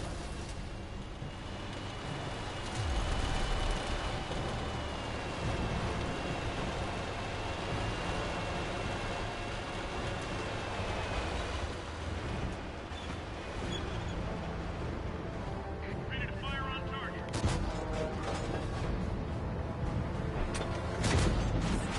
Looks like that one went right through.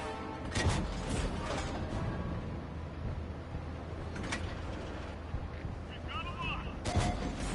We hit 'em hard. That one drilled straight through.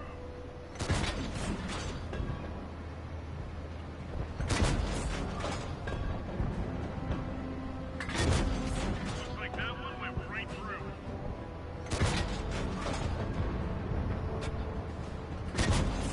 The key to winning the day rested with Petrov being able to communicate correctly with the remainder of his Allied batteries.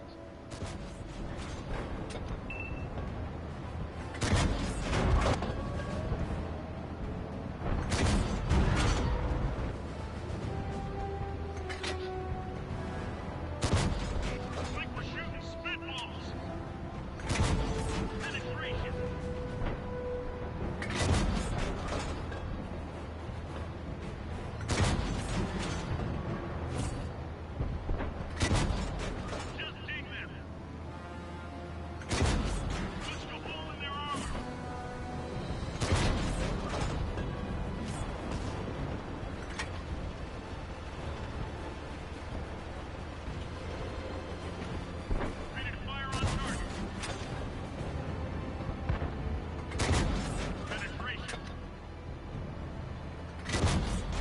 Petrov and his unit knew that once they opened fire, they'd be vulnerable to counter-battery fire.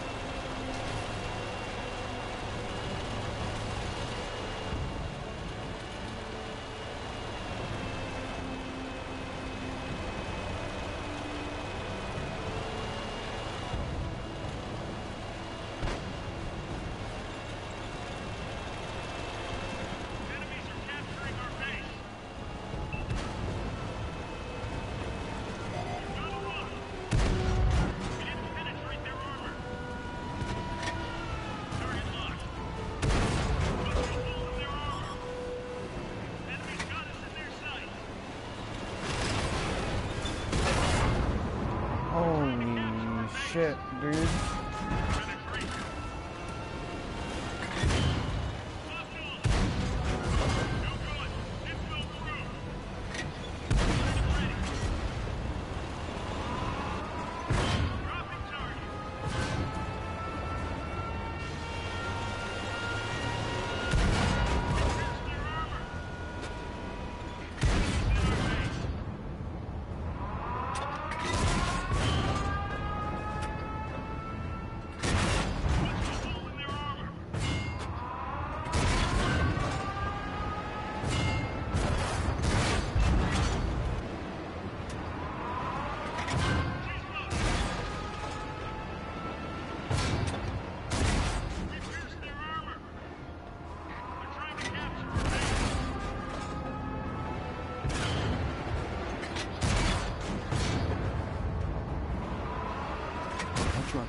cheered with the NKVD units littering the battlefield. This had been a glorious day for the captain to remember.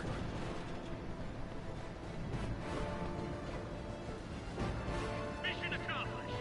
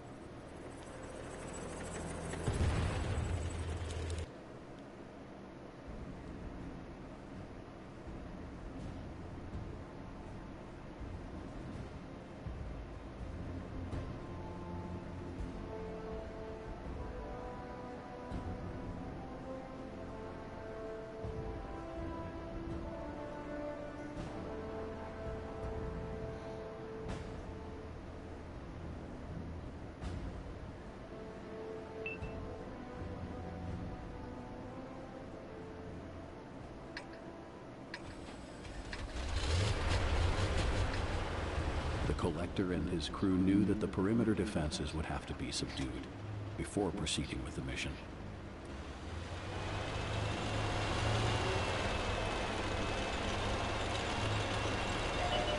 The enemy knows our location. Penetration.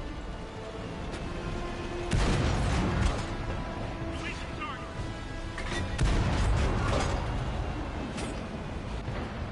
Dropping target. Enemy's got us in their sights.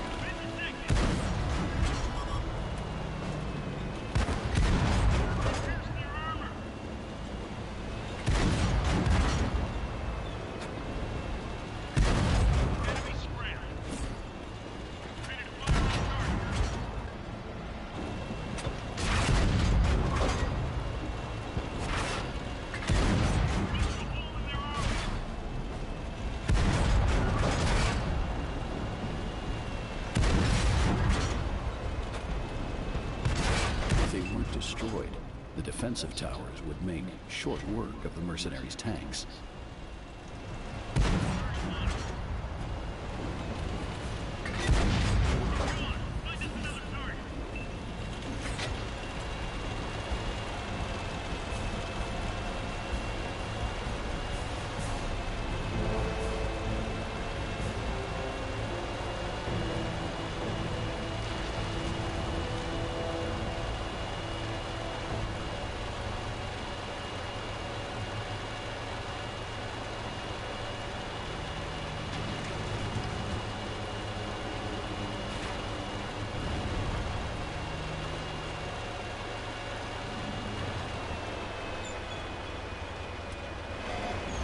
The enemy train was northwest of the location.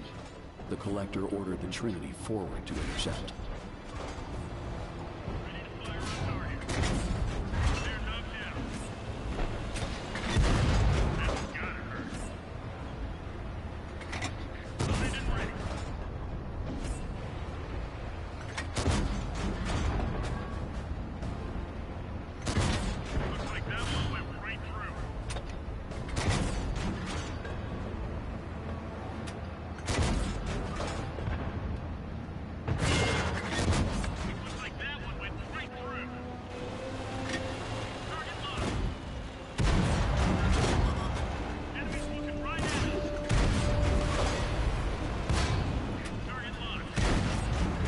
Train transport had to be cut off before it could escape with its reinforcements.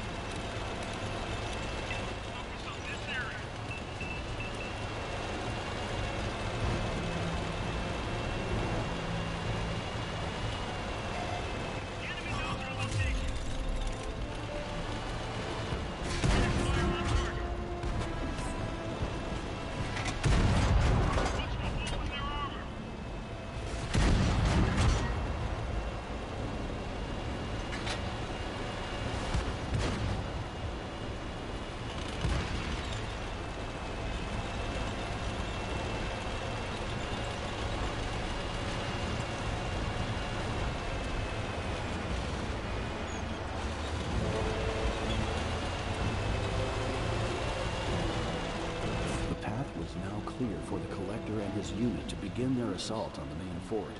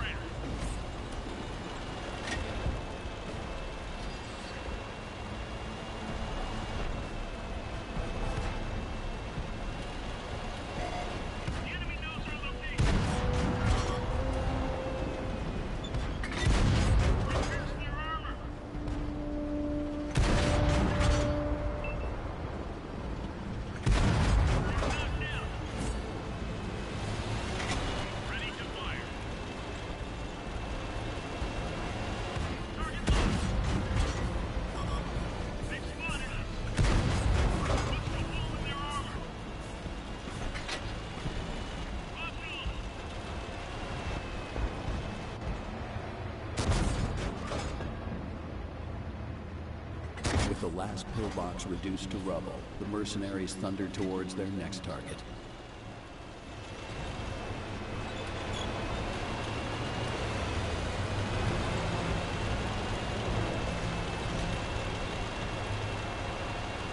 The fort was under the protection of a notorious ace tanker. This encounter wouldn't be easy.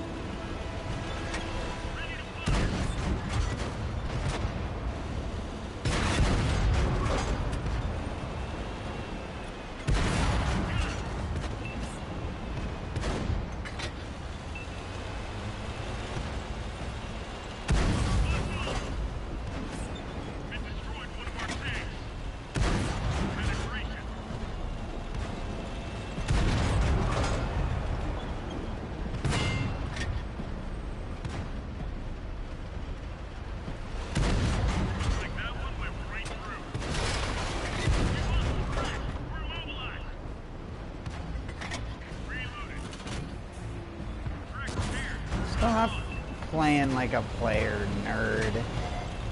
Friggin' nerd AI.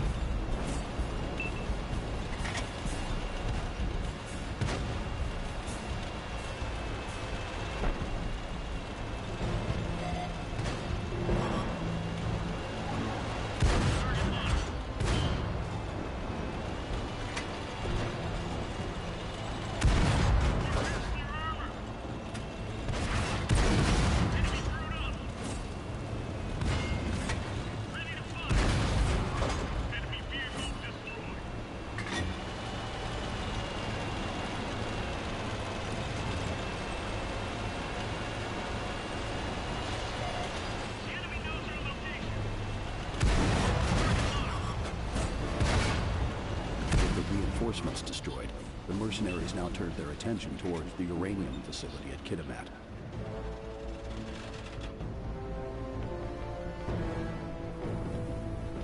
Great job, man.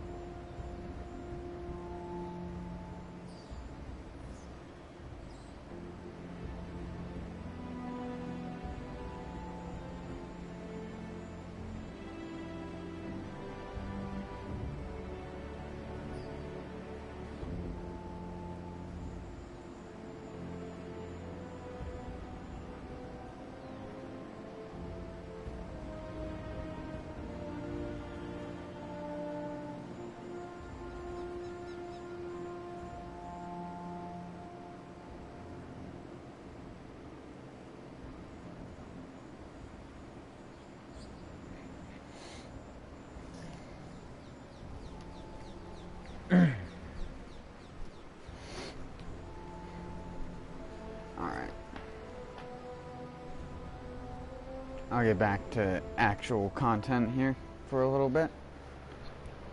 I'm not gonna do it forever, though.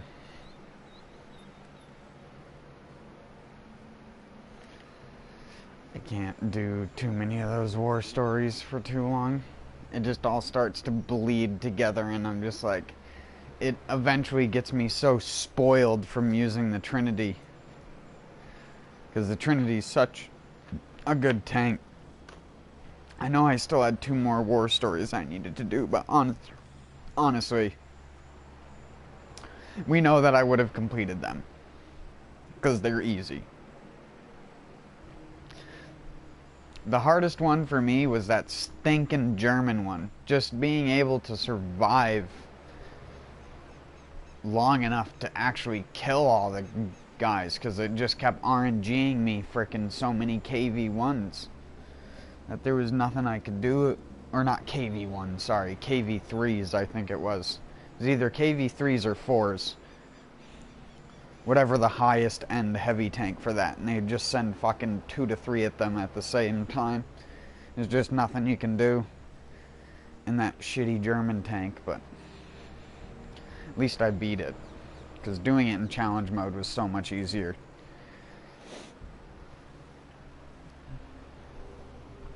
I imagine before Trinity was released, challenge mode was actually a lot harder, but Trinity literally makes them just a joke.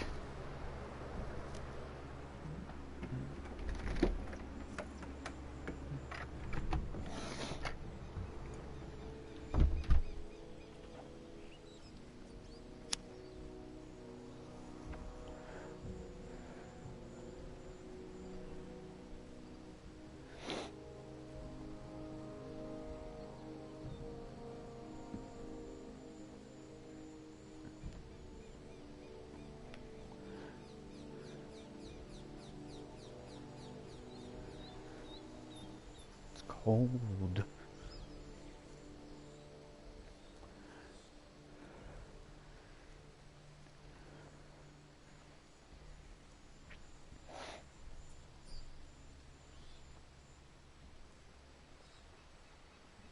Hopefully it warms back up for a bit.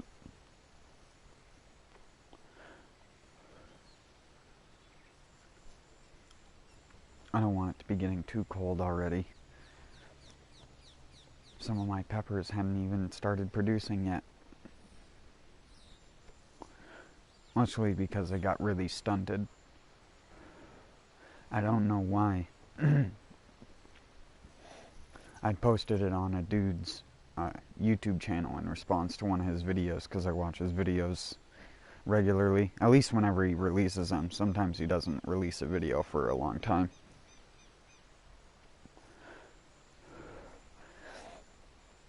YouTube channel's name is Start From Seed Homestead.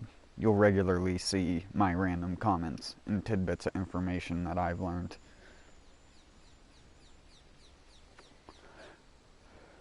And unlike a lot of people who only share their success, I always normally share the negative things that I have had happen to me first before my successes, because you have to try to parse what caused that. What caused, like, some of these things to be so stunted, and then other ones to be so big. Even though they're in the same potting mix, in pretty much identical size containers, being fed the same nutrients out of the same container. Like,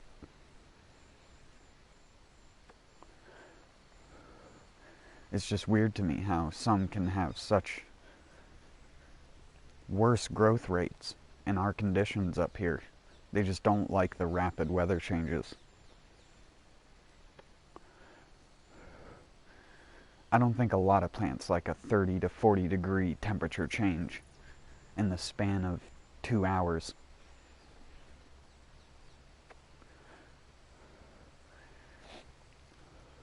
It was like 80 degrees out before the sun went down. It is now 45.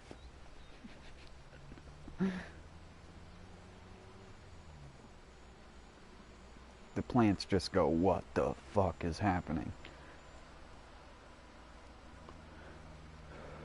when it gets this cold out, peppers just shut down. They don't even, the fruit won't set on them properly when it gets this cold.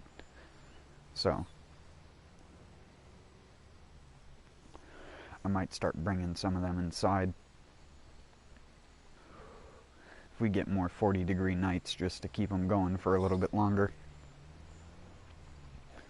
I mean, most of them I'm going to try to overwinter. I'm going to try to overwinter the unique ones. The ones that I can just grow again from seeds, I don't care. Because I'm also going to be doing the crosses, so I won't have much space. Speaking of which, I got to start that soon. I got to get a cup going with the few seeds from the cross that actually look viable.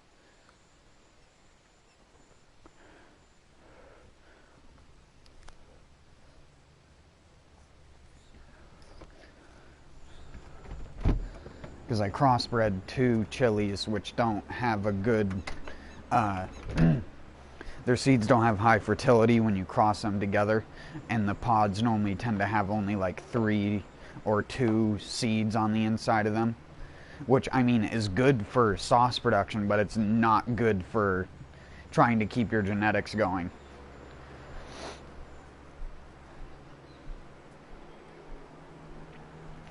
So it's like every frickin' pod I get that is crossed, I save all the seeds out of it because I don't get any other seeds otherwise. And it's impossible to, well, it's not impossible to recreate a species, but it is very hard to get an exact copy. There will always be one gene that is either lost or replaced with a different recessive gene. Like colors, for example. This is why you can get a red habanero at like a grocery store. Take the seeds out, and sometimes you'll get orange habaneros or yellow habaneros instead, because they're grown in a field with other types of habaneros as well. Same thing with bell peppers. You could get a green one, the seeds on the inside could be of either a yellow, orange, or a red variety, because they harvest all of them green. Because that's all a green bell pepper is, just an unripe bell pepper. But I need to use the bathroom real quick. I gotta put some drops in my eyes.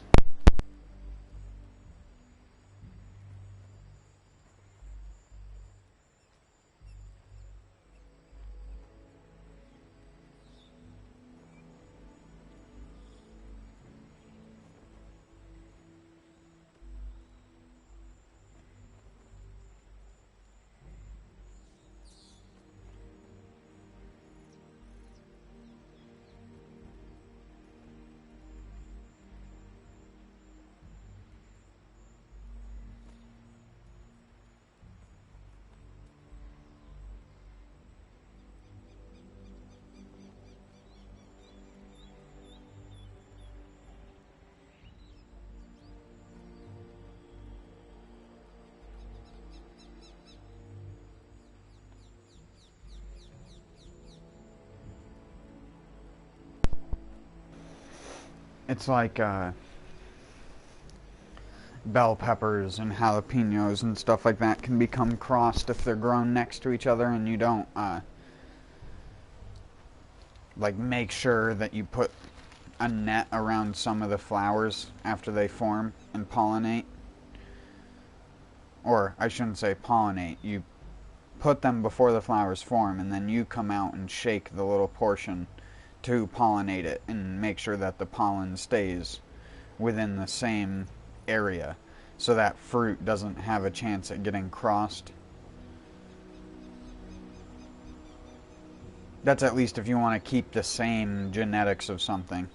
I have a friend who just grows all of his peppers all next to each other, and they're all different varieties, and sometimes his pods will accidentally cross, and you'll be able to tell because when you try to take the seeds from the outside, the seeds will all have a black dot in the center, which is normally representative of an infertile cross.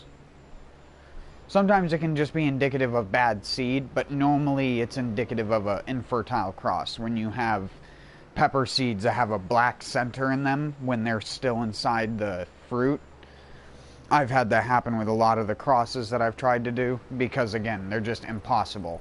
But you gotta try to learn for yourself, even if you read it online and people say it's impossible.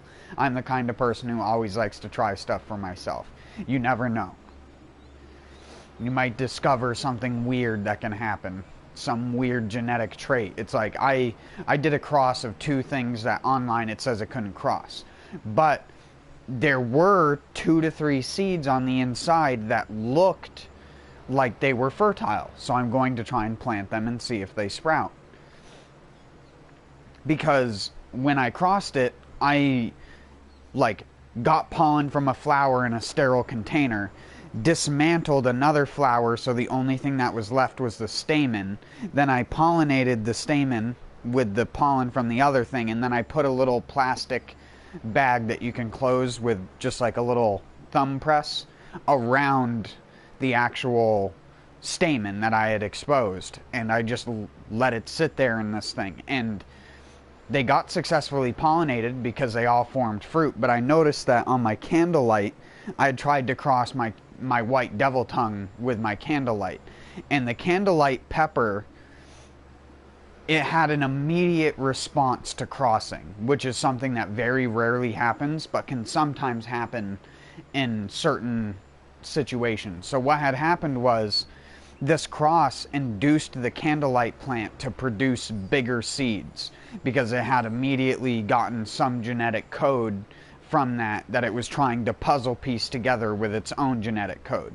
And through the process of doing this, it got bigger, more fucked up looking gangly seeds, to the point where the inside of the candlelight pepper was so full of seeds that it caused the pepper to split open on the plant.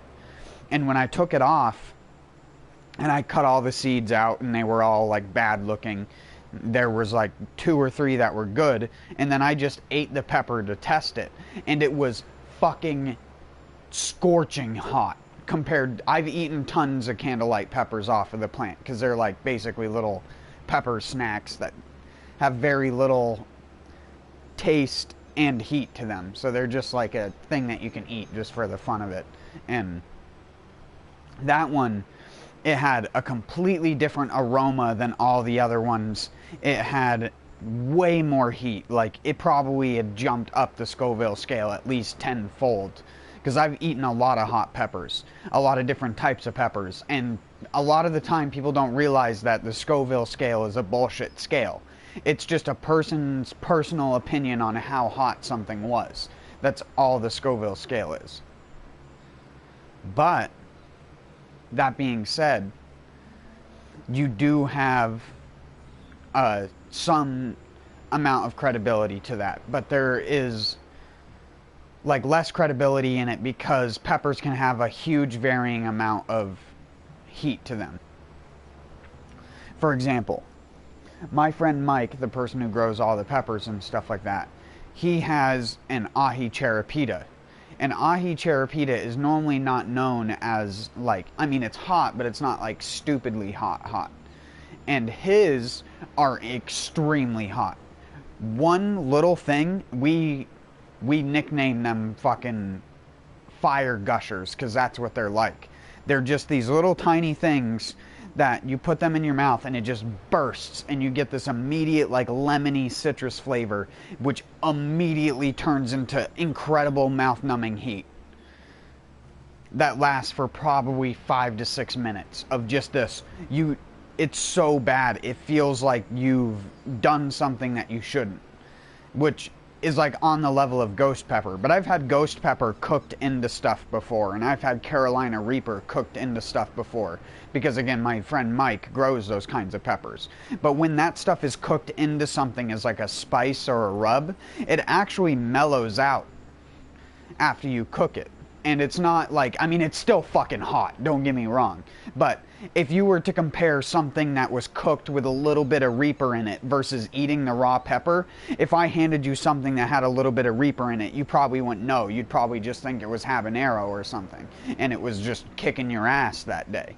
But again, that's what I was saying about the variance in it. It's just like how no matter what person you talk to, everyone always says a jalapeno can be fucking hot. even when they've had other hot peppers. Like Mike, he'll eat like really hot peppers and he always tries his stuff. But even he has a limit on like what he considers too hot. And those little ahi cherapita that he has on this 2-year-old plant that has produced probably hundreds of these fucking things. These ones this year are way hotter, even though they're on the same plant as last year when they were barely hot at all. So it's just one of those things where even the same plant can produce vastly different results with vastly different peppers that are way different in terms of their heat and everything. And I love that about certain peppers, because people will tell you blah blah blah blah blah this about this thing, or blah blah blah blah blah this is like really hot. In reality, I could give you 2 to 3 different peppers from different plants and you would think that they were all scorching hot. Because if you really want to make a pepper hotter, the main trick is to just water starve the plant after it sets fruit. And you water starve the plant to the point where it starts to wilt, and then you give it water. And what this does is the plant goes into a stress mode where it produces excess amount of capsaicin to stop herbivores from eating the peppers. And certain peppers naturally create this ridiculous amount of heat, which is what Chinen's varieties do. But you can make normal, not super hot varieties super hot by doing this method. I have white devil tongues, for example, that are probably as bad as some of the ghost pepper that I've had before. I say probably because, again, it's hard to remember unless you have them side by side. But then when you have them side by side and you eat them side by side, it's like impossible to decipher which one is really kicking your ass. Because once you're already in that pain mode, anything else you add to it is just like fucking putting lemon juice in a wound. It just hurts even worse, no matter what it is. You can eat a jalapeno after eating something really hot, and the jalapeno will be incredibly fucking hot until it gets to the point where your pain receptors are so dulled down that you don't feel anything anymore. But even then, that normally only lasts so long until it's back to being incredible pain in your stomach. And you're just curled up in a fucking fistula-like ball.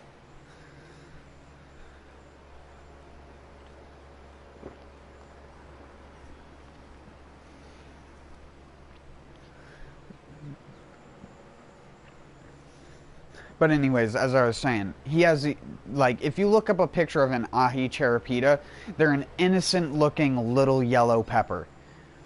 They're incredibly flavorful. They have an incredible aroma. They're like a lemon in that you make one little cut into one and you can smell it all throughout a house. They're incredibly aromatic and full of flavor. But his specifically are deadly. I had one the other week after having one of his Thai ornamental peppers, which was also really hot, because I just like to do that stuff to try them if he lets me. And so I tried these, and I was trying to explain to him how the cherapita was, because he didn't try one that day. And I was like, when I took a bite into it, it just exploded. And the second it exploded, it just felt like someone pepper sprayed the inside of my mouth. Like, it wasn't how when you eat something with spice in it, normally wherever you take your first bite is where the heat starts, and then it like fills out. It wasn't like that. It was, you put it in your mouth, you bit down, and your entire mouth was on fire a second later. And it was so bad that your voice changes like this because you can't, like, talking normally just hurts. And stuff like that. It's so bad. And he finally tried one earlier today. And he ate it, and I saw his eyes just, like, the face you make seconds before a disaster sort of thing. And I was just like, oh shit, dude. And he immediately went into like panic mode where he started spitting in the sink. He was like scrounging through his freaking shelves looking for like some bread or something to eat, pulled out some blueberry bagels and started to munch on that. Took him probably 5 minutes to get through that to the point where he could actually say something. And he was like, holy fuck, dude, how did you do that the other day and still talk and stuff like that? And I told him that's how I test all of my peppers, is I fucking eat a whole one. So I'm just kind of used to that, as weird as that sounds. A lot of people are always amazed by it. Oh yeah, you just eat a whole Bohemian goat on your plant. Because, again, like I was saying, you can get huge amounts of variance. I've had super hot plants that produced peppers that weren't as hot as non-super hots. Or at least when you ate them, that's what they felt like. And I've had that experience several times, where a pepper that was listed as being only 50 to 100,000 was way worse when you ate it than the 250,000 to 500,000 Bohemian goat. Or however much it is. I know it's a pretty hot pepper.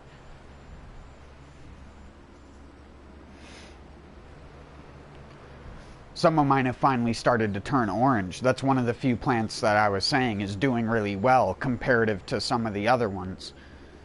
The Fresno chilies that I had, those things haven't even put out a single flower yet. They've stayed a foot tall for ages. Same thing with my habaneros. I have no fucking clue what's wrong with them.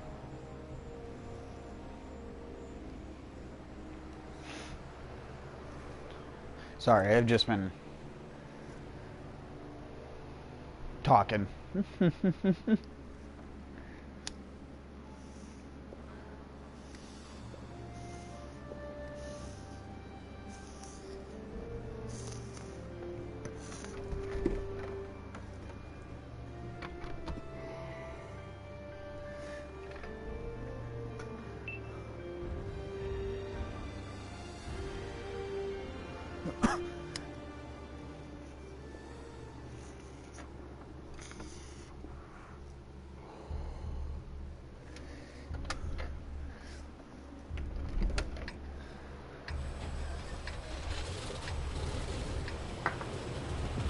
got enemies in the area. Take them down or capture their base.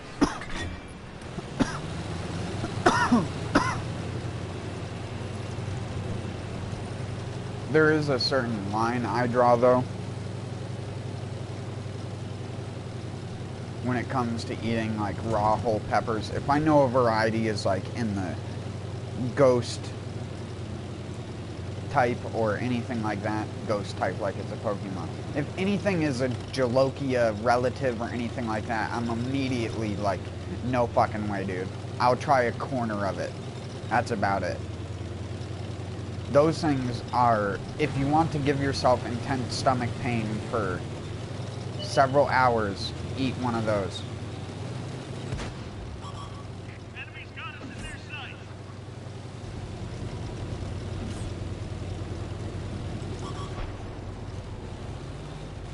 Ready to fire. Loaded and ready. They've spotted us.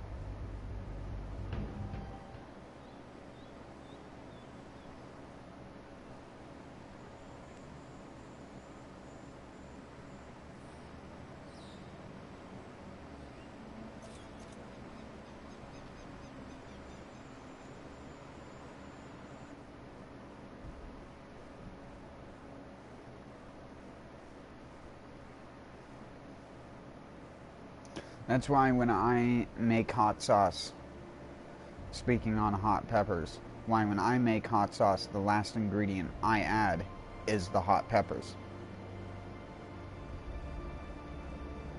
I add everything together, and then whatever hot pepper you want to use as your main like heat source, add it in pieces at a time. Blend it, taste it again, add more if you need more, and then you can just settle it on that level that you want it to be. Instead of just tossing in a ton of really hot peppers and then making a hot sauce that you don't even want to eat because it's so bad. It's not necessarily that it's bad tasting, it's just that the fucking heat is just so intense it hurts. Take them out or capture their base. Let's go.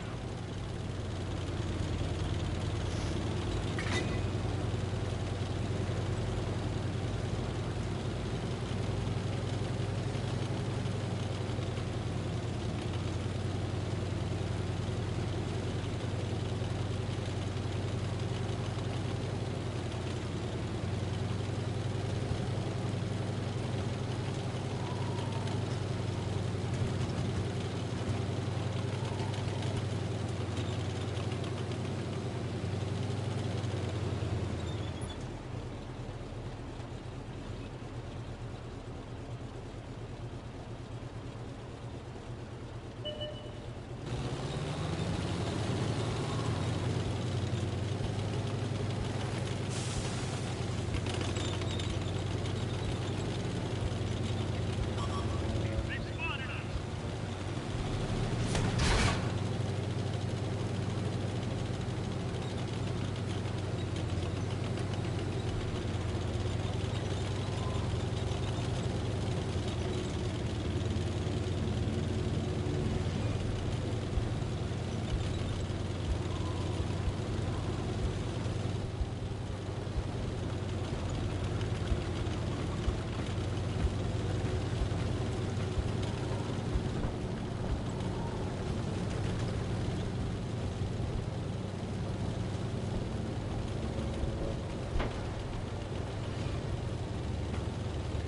Fire on target.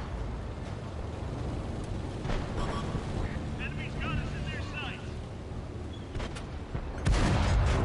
We just take Should have probably aimed that, but I figured it would have penned. got them on. Enemy armor is destroyed. They spotted us.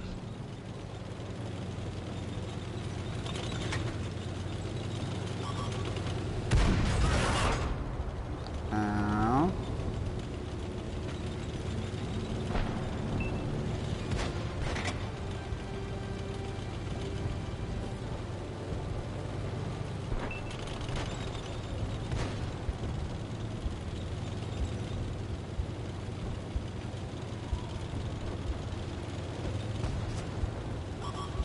Enemies got us in their sights.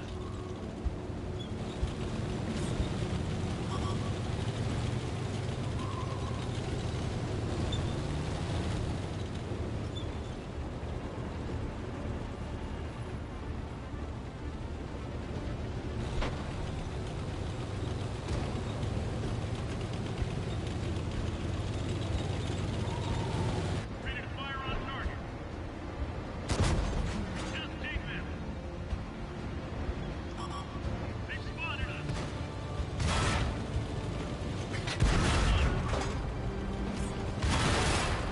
We're done for. Everyone get out.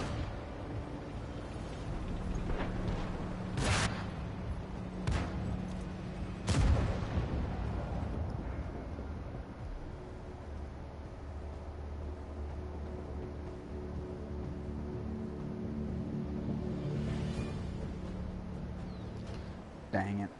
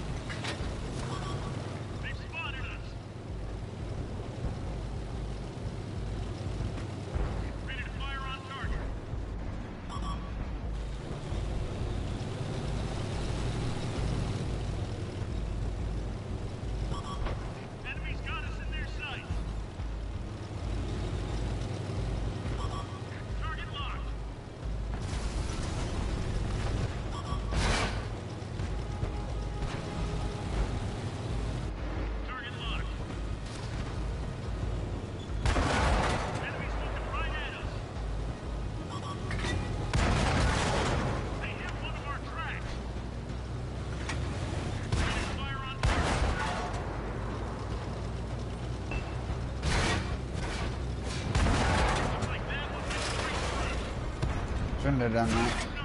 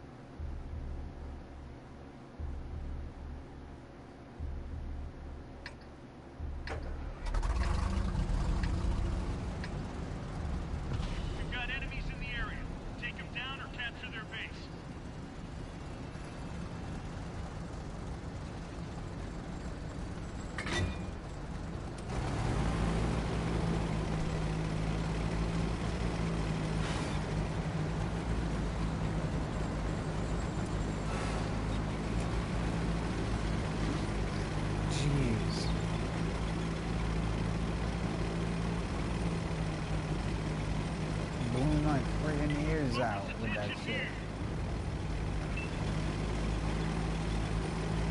Some friggin' YouTubers, man.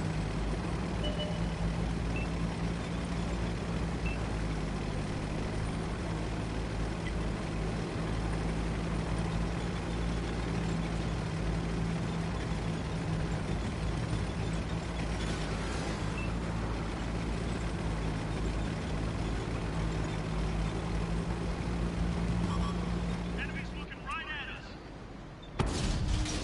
Oh, it hit the rock! No! Why? Loading up. Let her rip.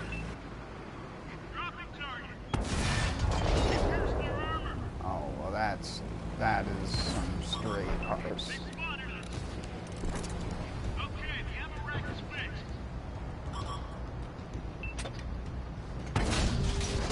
Oh, you smoking. Focus on this location.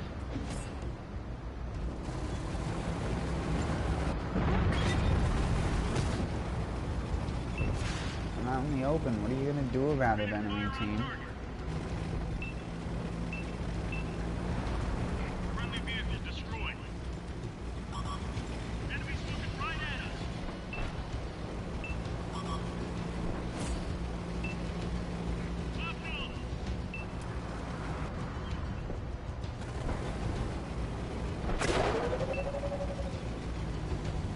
Target locked.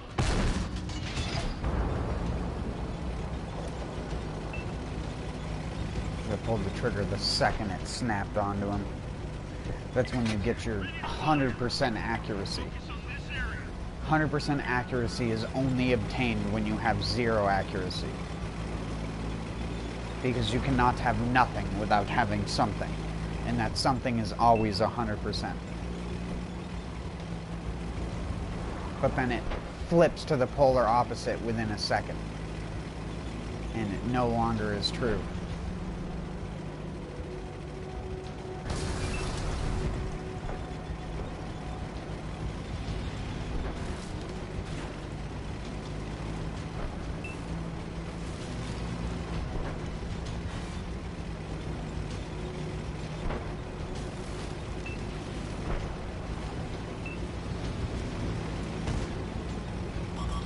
Ready to fire on target.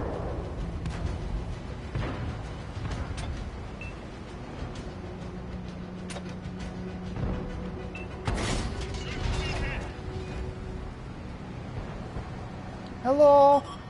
They've spotted us. Hello? Penetration. Ouch. Should probably avoid being shot at by that guy. Are you gonna run into me? Oh. Well, okay then, bud.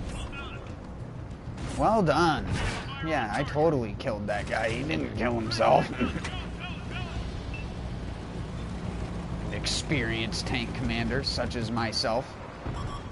Enemies looking right at us.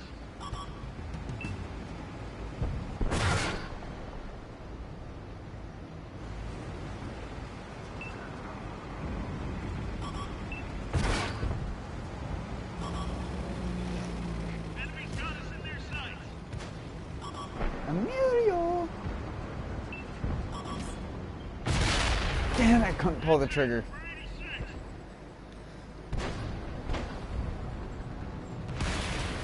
Yeah. I should have stayed on the north side.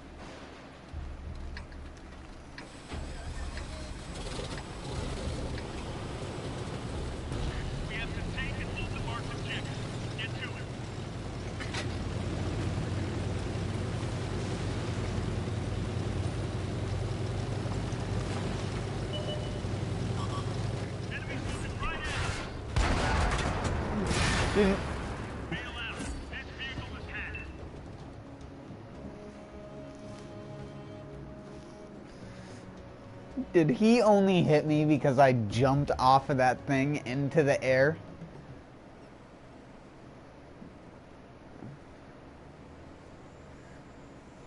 Unless that guy's a fucking robot. He's just like, oh, a guy jumping mid-air shot before he hits the ground. But I have a feeling that that was some lock-on juju bullcrap. You know what I mean? You know what I mean?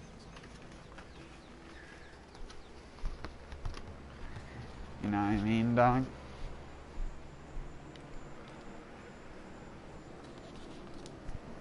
Nah. Let's do Artie.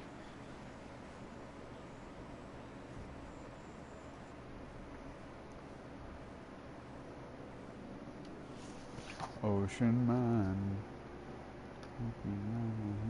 moving to land, not to understand.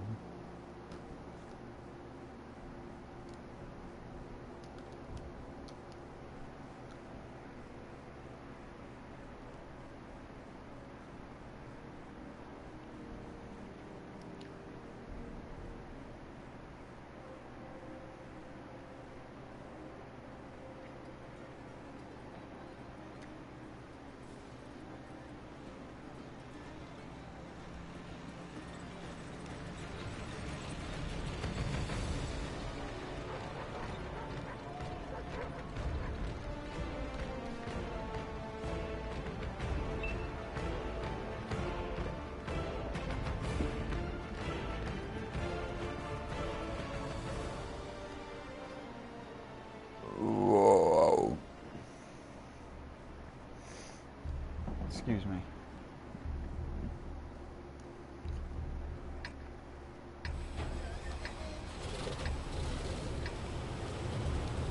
We've got enemies incoming. Either take them out or capture their base. Let's go.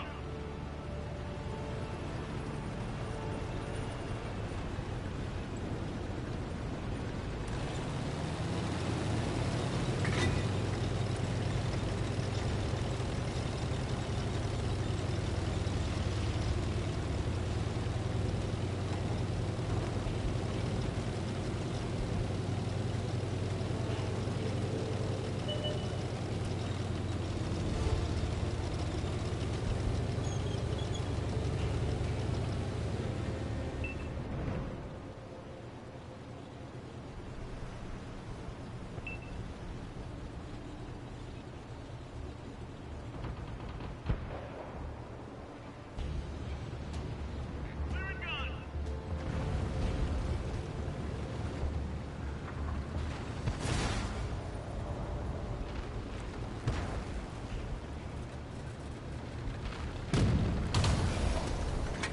Ready to fire.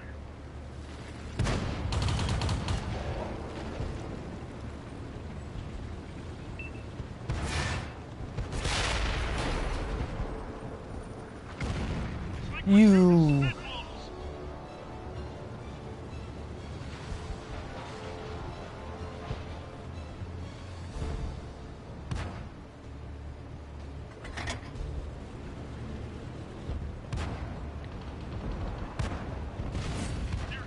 Ooh, gotcha.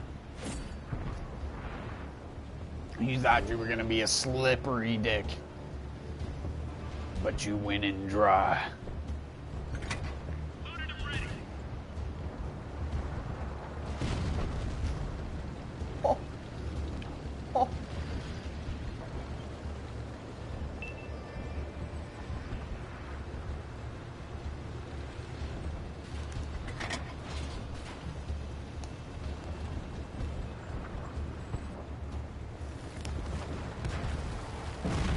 Fairly crazy.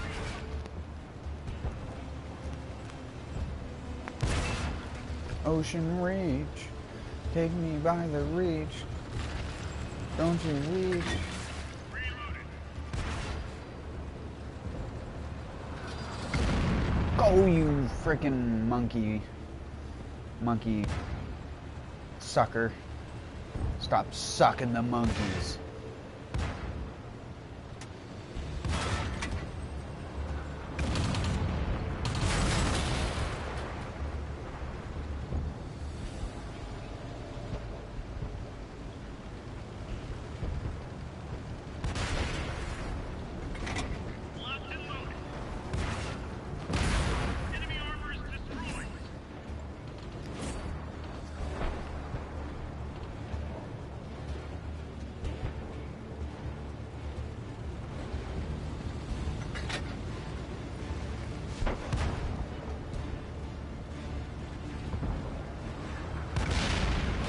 Aw.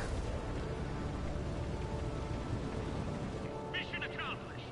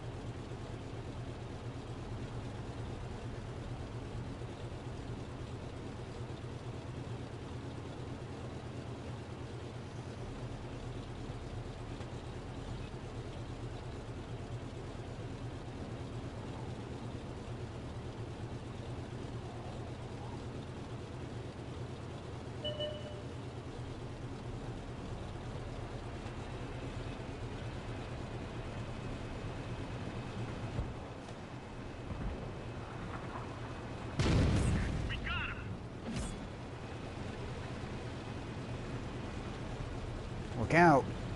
Already on the loose. Don't keep backing up, bud. Yeah, that's what you get.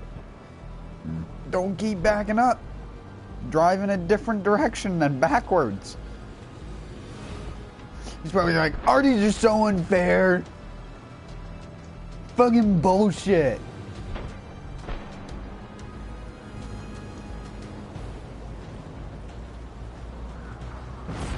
Oh, Arties are bullshit, dude. Every day of the week.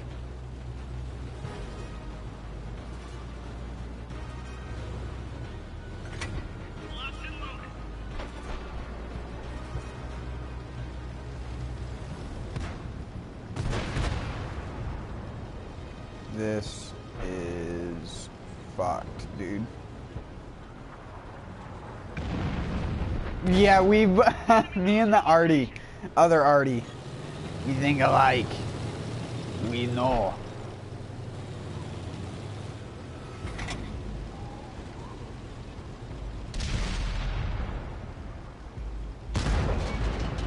What the fuck?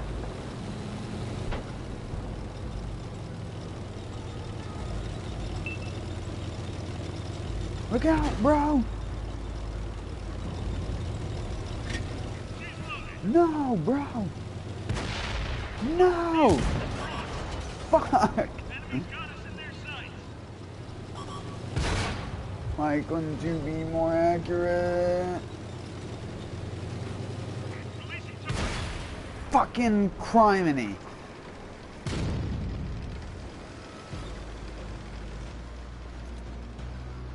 That's why I said, if you don't pull the trigger the second you're fully inaccurate, it doesn't count as being 100% accurate. But if you just flick the aim onto a guy and press the trigger, 100% accuracy every time. Nail that absolution on the move. Inaccurate shot, because logic. But can't hit a guy when he's standing still because reasons.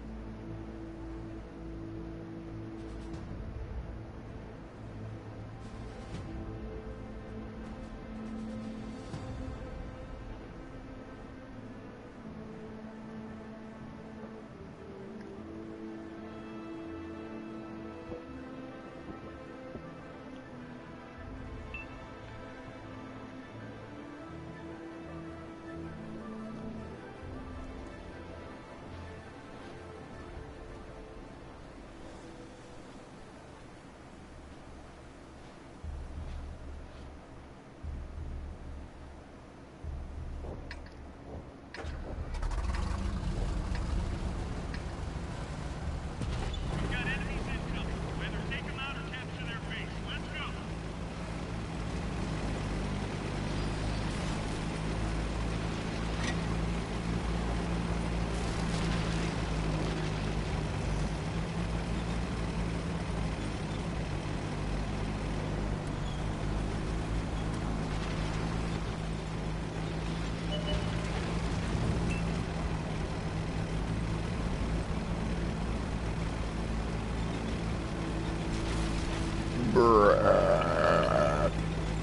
Excuse me. That was my inner dirt bike coming out.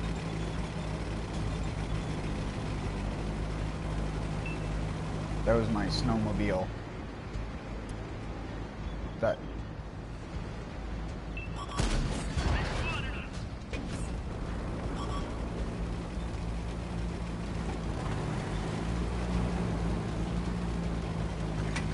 Gun loaded. Ready to fire on target. Enemies looking right at us.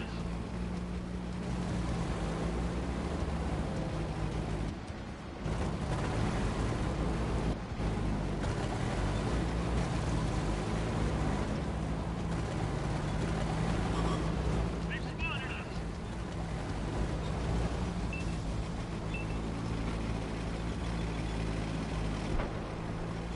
Focus attention here.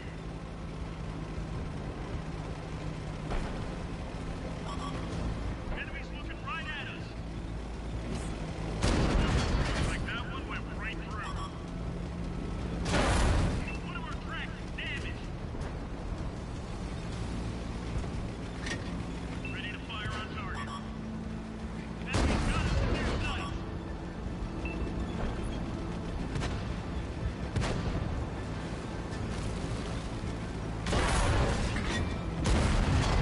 Finish him off. Mauerbrecher. Mauerbrecher. This area. Punch a hole in their armor. We've got them up.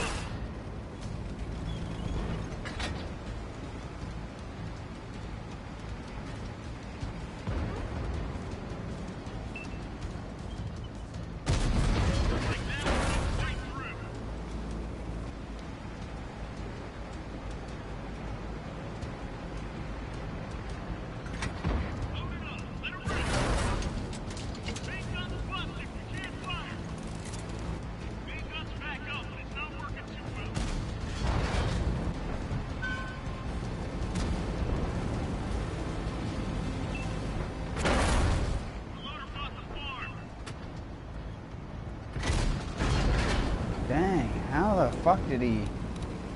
How is he hitting me, dude? The loader's on the mend. Our shells are in good hands. They've spotted us. Lock on.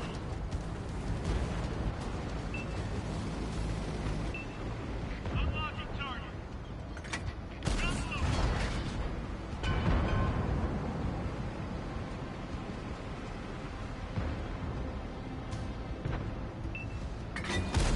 Get on that deploy.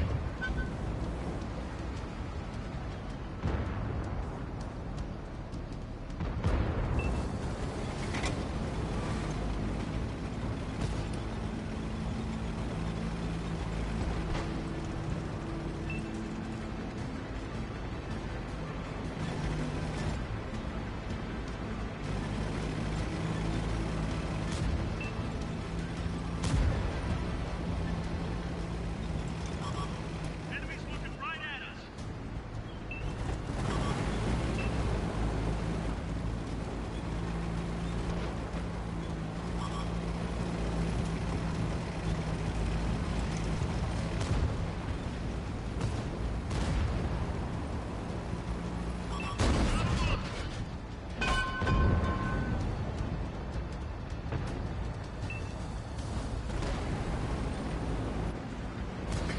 Load it up. Let 'em rip.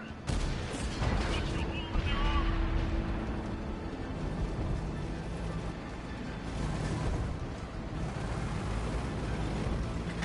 Jeez, buddy. Is that really the smartest decision?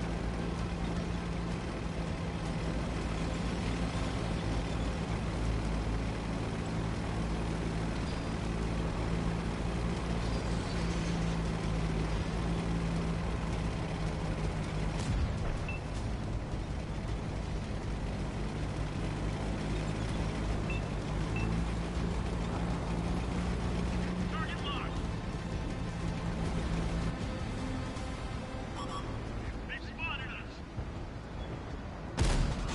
You son of a...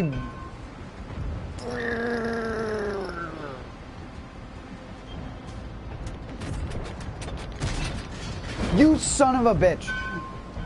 What the fuck? Enemies looking right at us.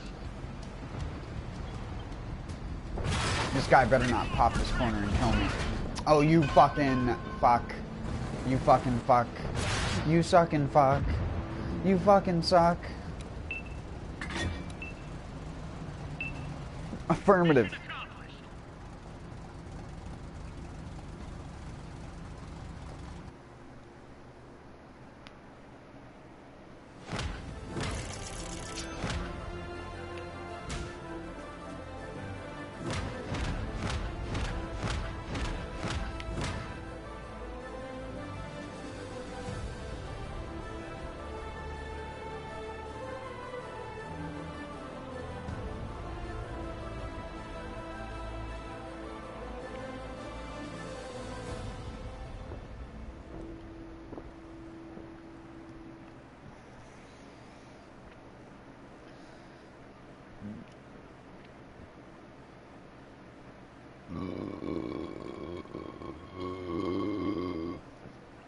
Excuse me. Again. Just starting the dirt bike.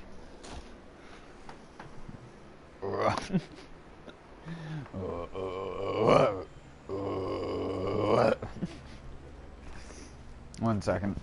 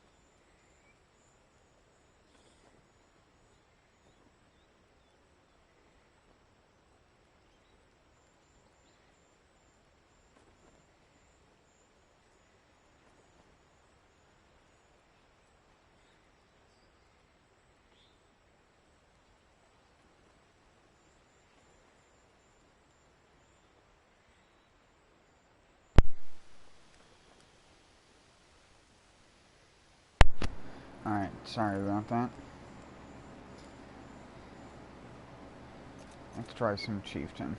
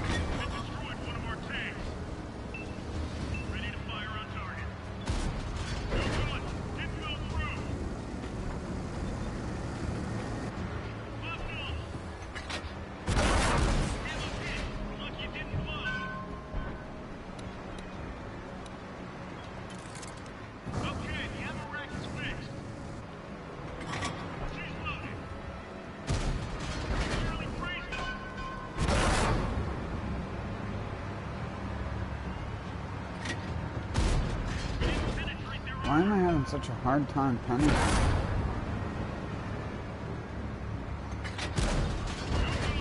What the fuck? Why can't I pen him? Fucking what the fuck, dude?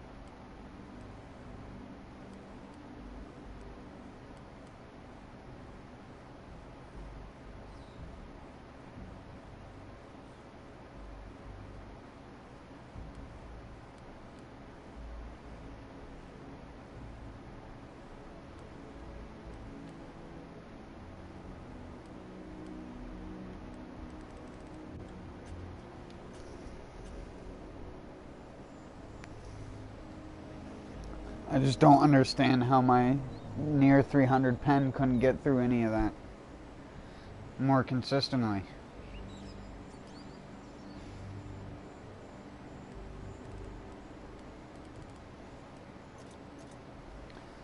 Fucking so sucky, dude.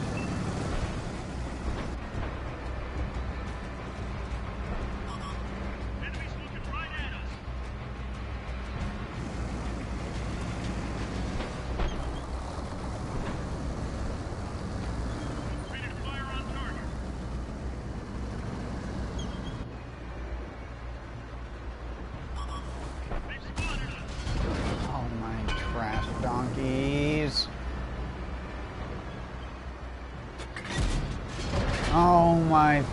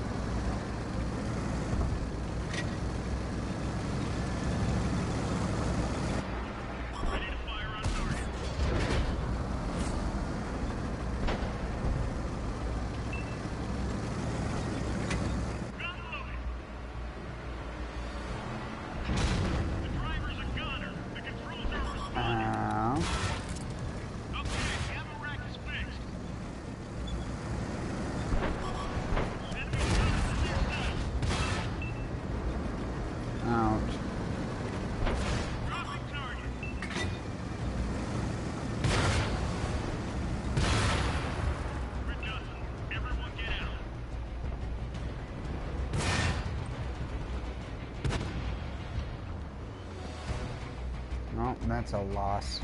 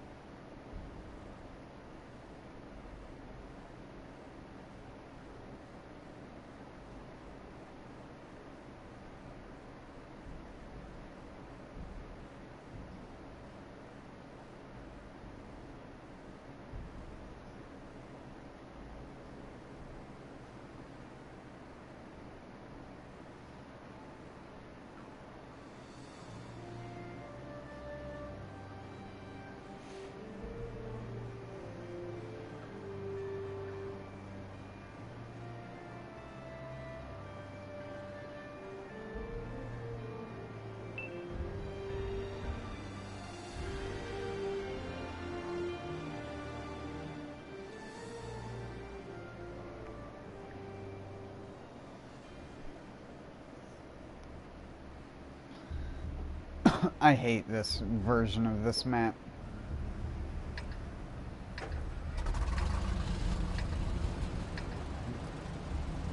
Move up and capture the enemy position.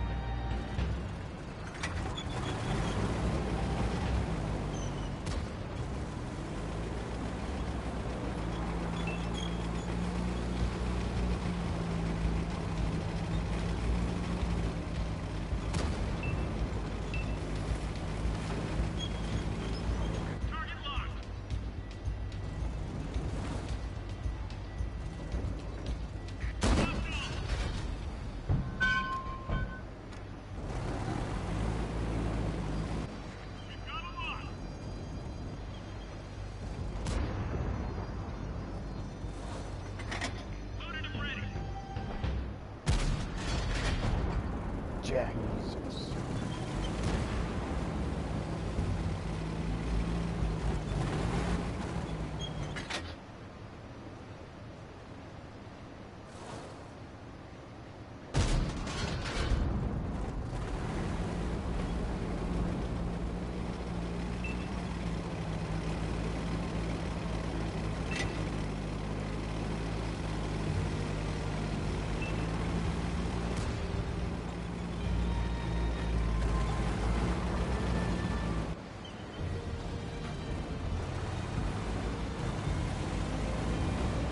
Target locked.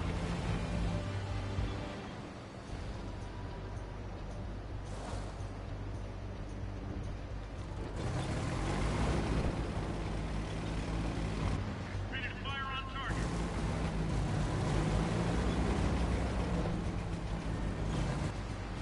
Dropping target. Looks like that one went right through.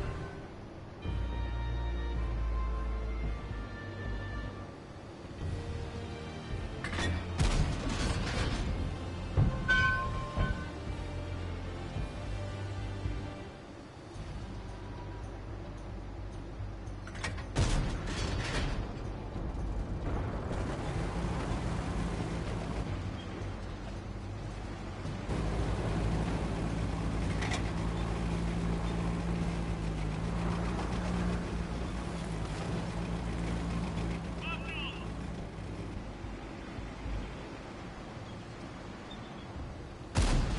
Penetration.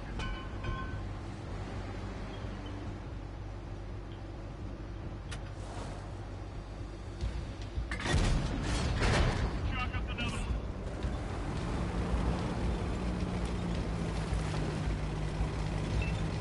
Focus attention here.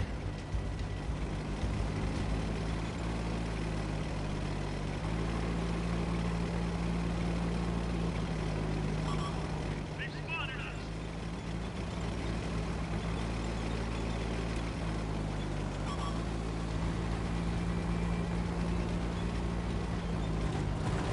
Target locked. No good. Didn't go through. All our artillery has been destroyed. Ready to fire. Enemies looking right at us. That one broke straight through. They blew off our track. We're stuck.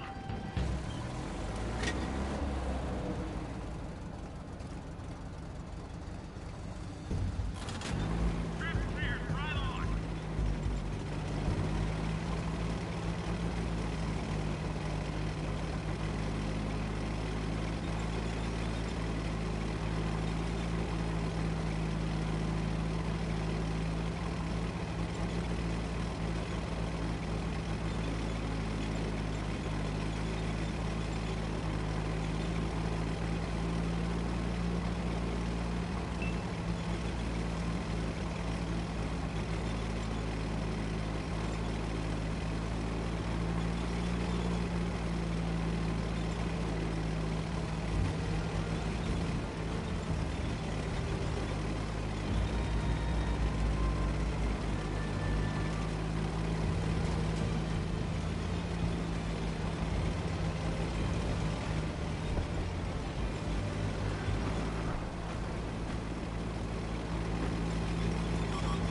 They've spotted us.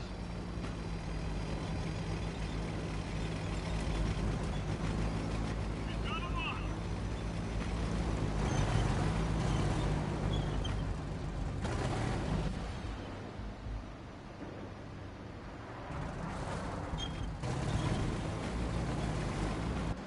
Target locked.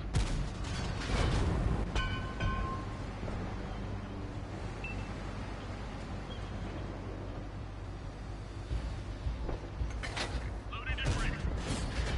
Looks like that one went right through. We lost an ally. Enemies got us in their sights.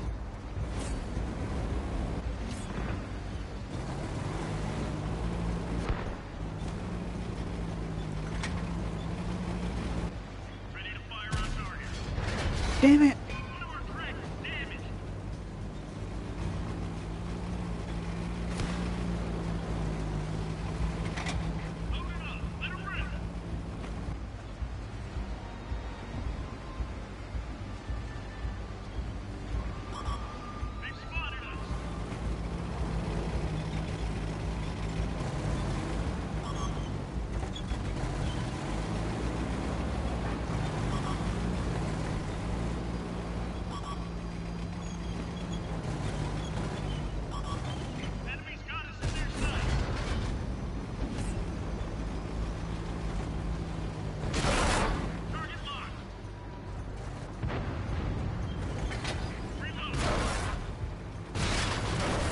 Where the fuck did all these guys come from?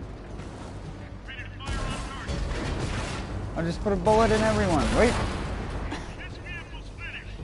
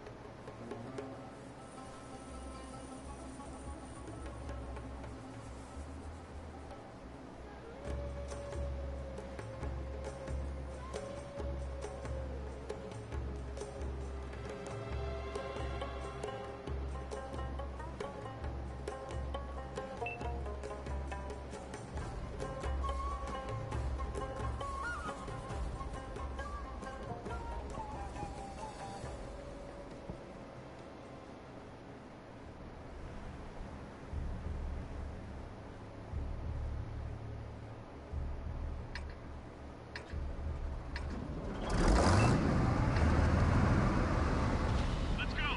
Charge forward and take that location from the enemy.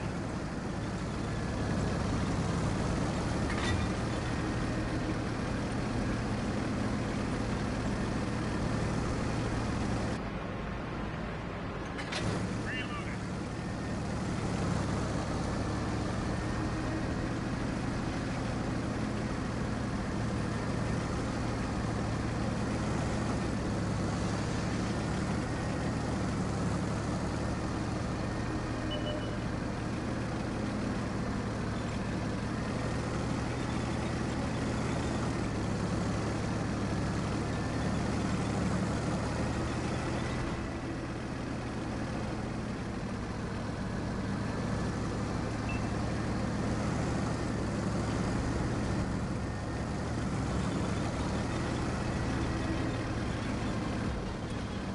Target locked.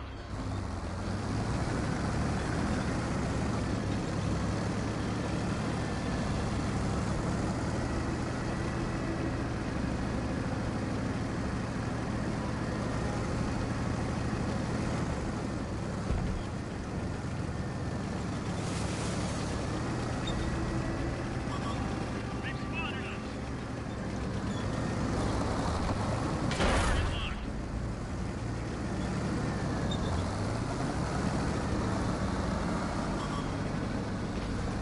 We've got a lock.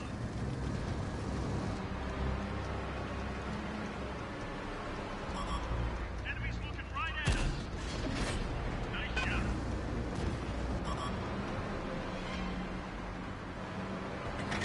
Ready to fire.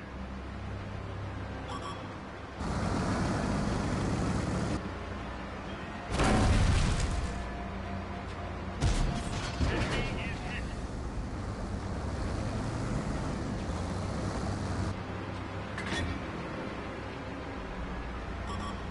Enemy's got us in their sights.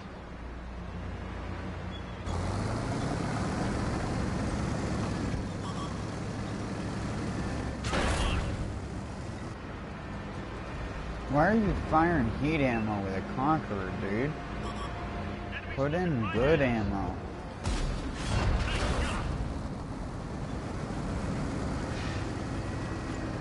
Ready to fire on target. Loaded and ready.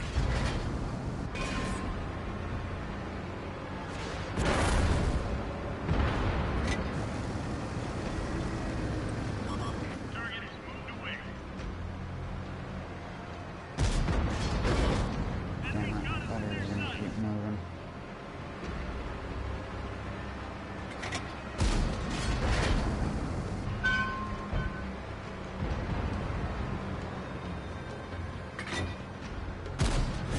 Looks like that one went right through.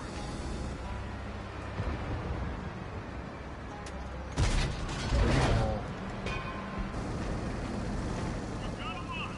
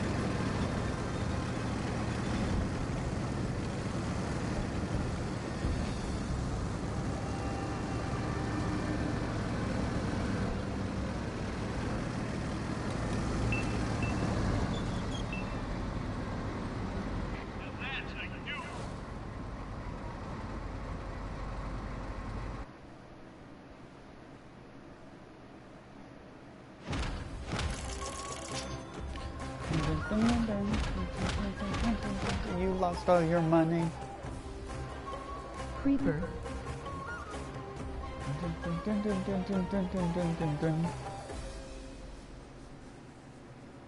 Creeper. What do you mean? Spoopy. Or are you talking about the variety? Or are you talking about like the Scooby-Doo variety? Of the Scooby persuasion.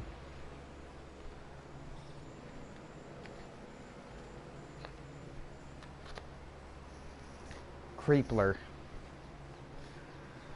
Revenge Man.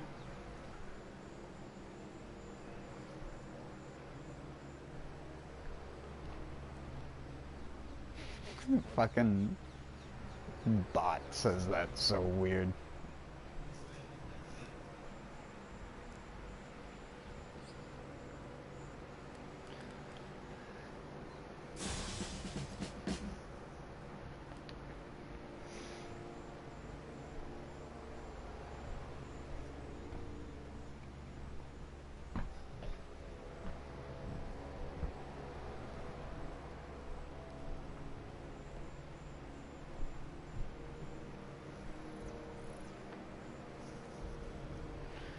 How's it going?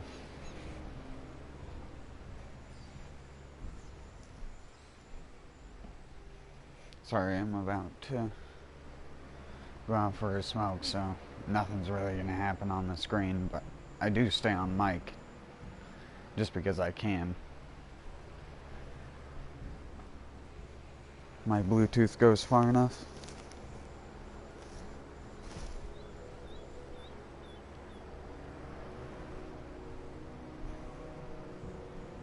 Without the mic getting choppy.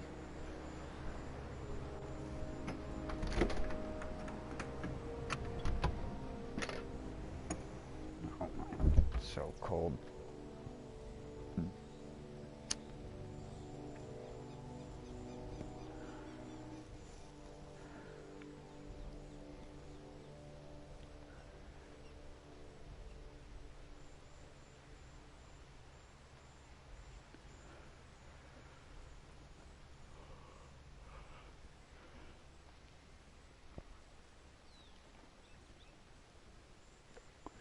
I don't know a lot of memes. And the memes I do know are memes people don't know. Like the I got banana bread at work today, dude. Hell yeah.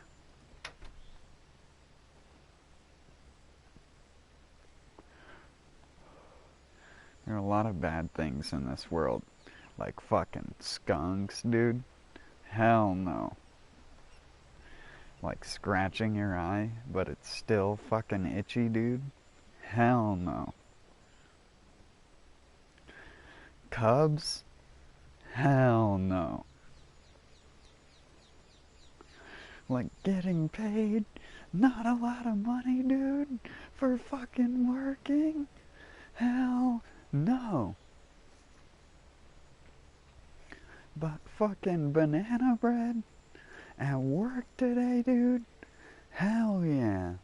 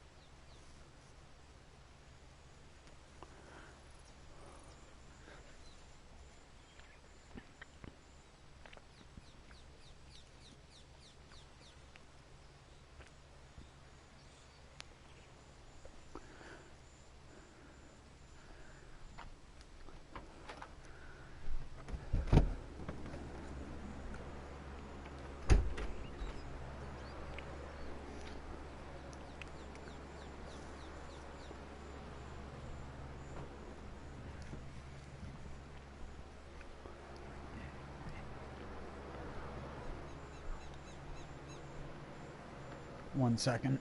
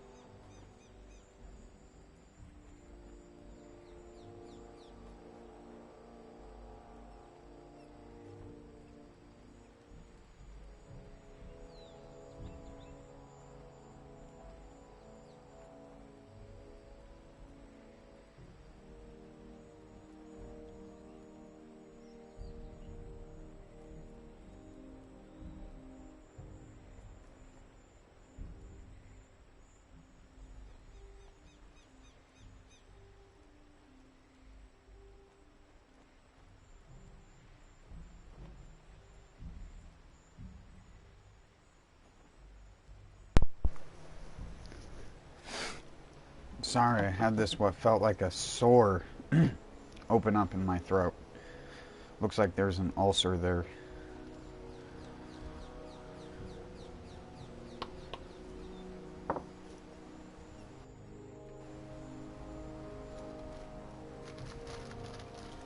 Too much sody pop.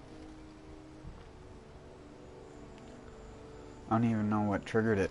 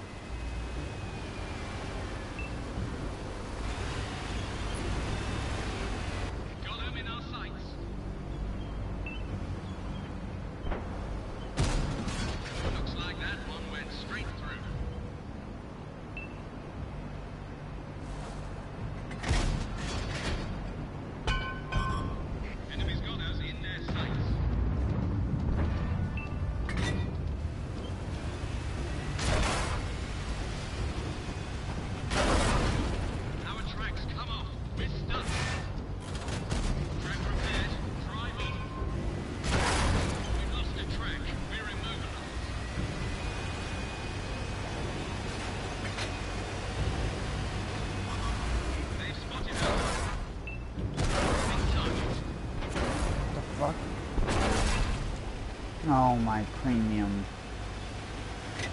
She's loaded.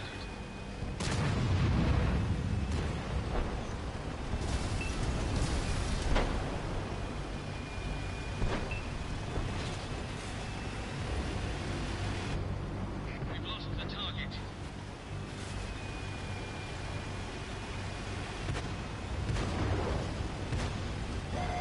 The enemy knows our location. Ready to fire on target.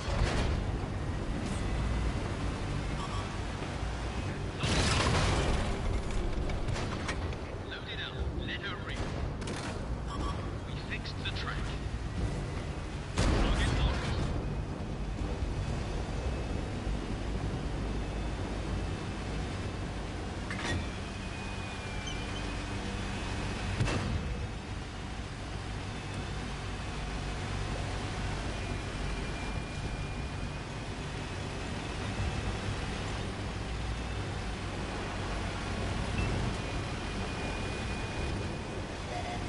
We've been detected.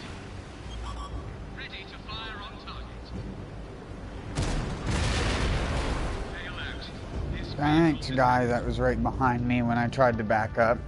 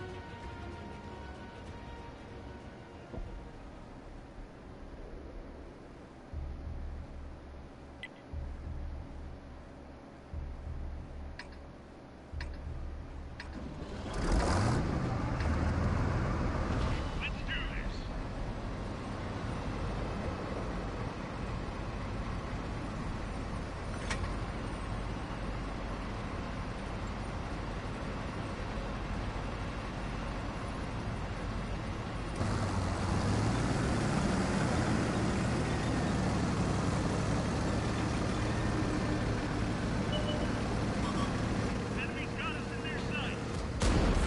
That one drilled straight through.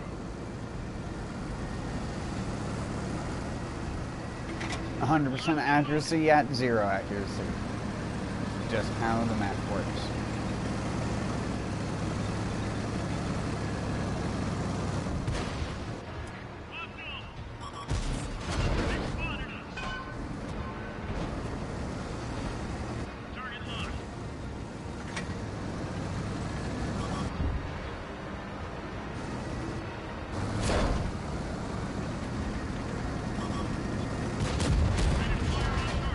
Enemies got us in their sights. They blew up our flag. We're stuck. Ow, now it's gonna happen to me too. Frags back up. Let me live.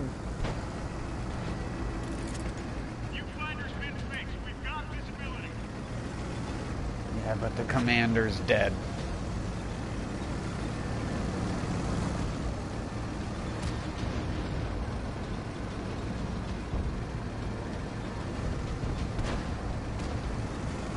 Focus on this location.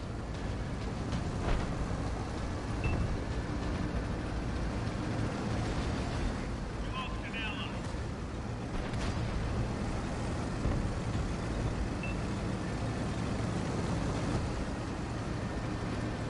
Ready to fire on target. They've spotted us. Target locked. Just take them.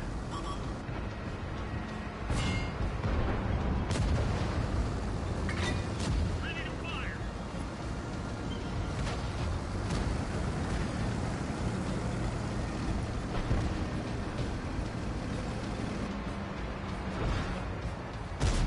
We didn't penetrate their armor. Gotta swap my ammo faster.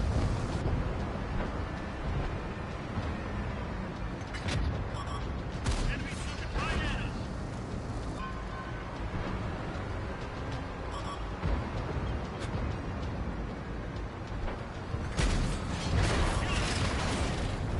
Ow! You rat bastard! They spotted us.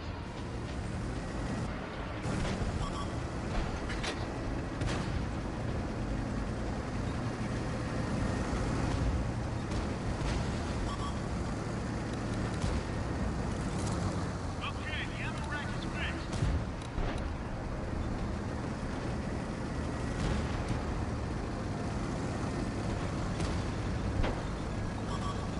Enemies got us in their sights. That's it. Oh! He's like, why am I still spotted? There's no way none of them can see me. I wasn't looking at the map. The thing that I normally criticize people for not doing, I did. Because I am a dumb bass.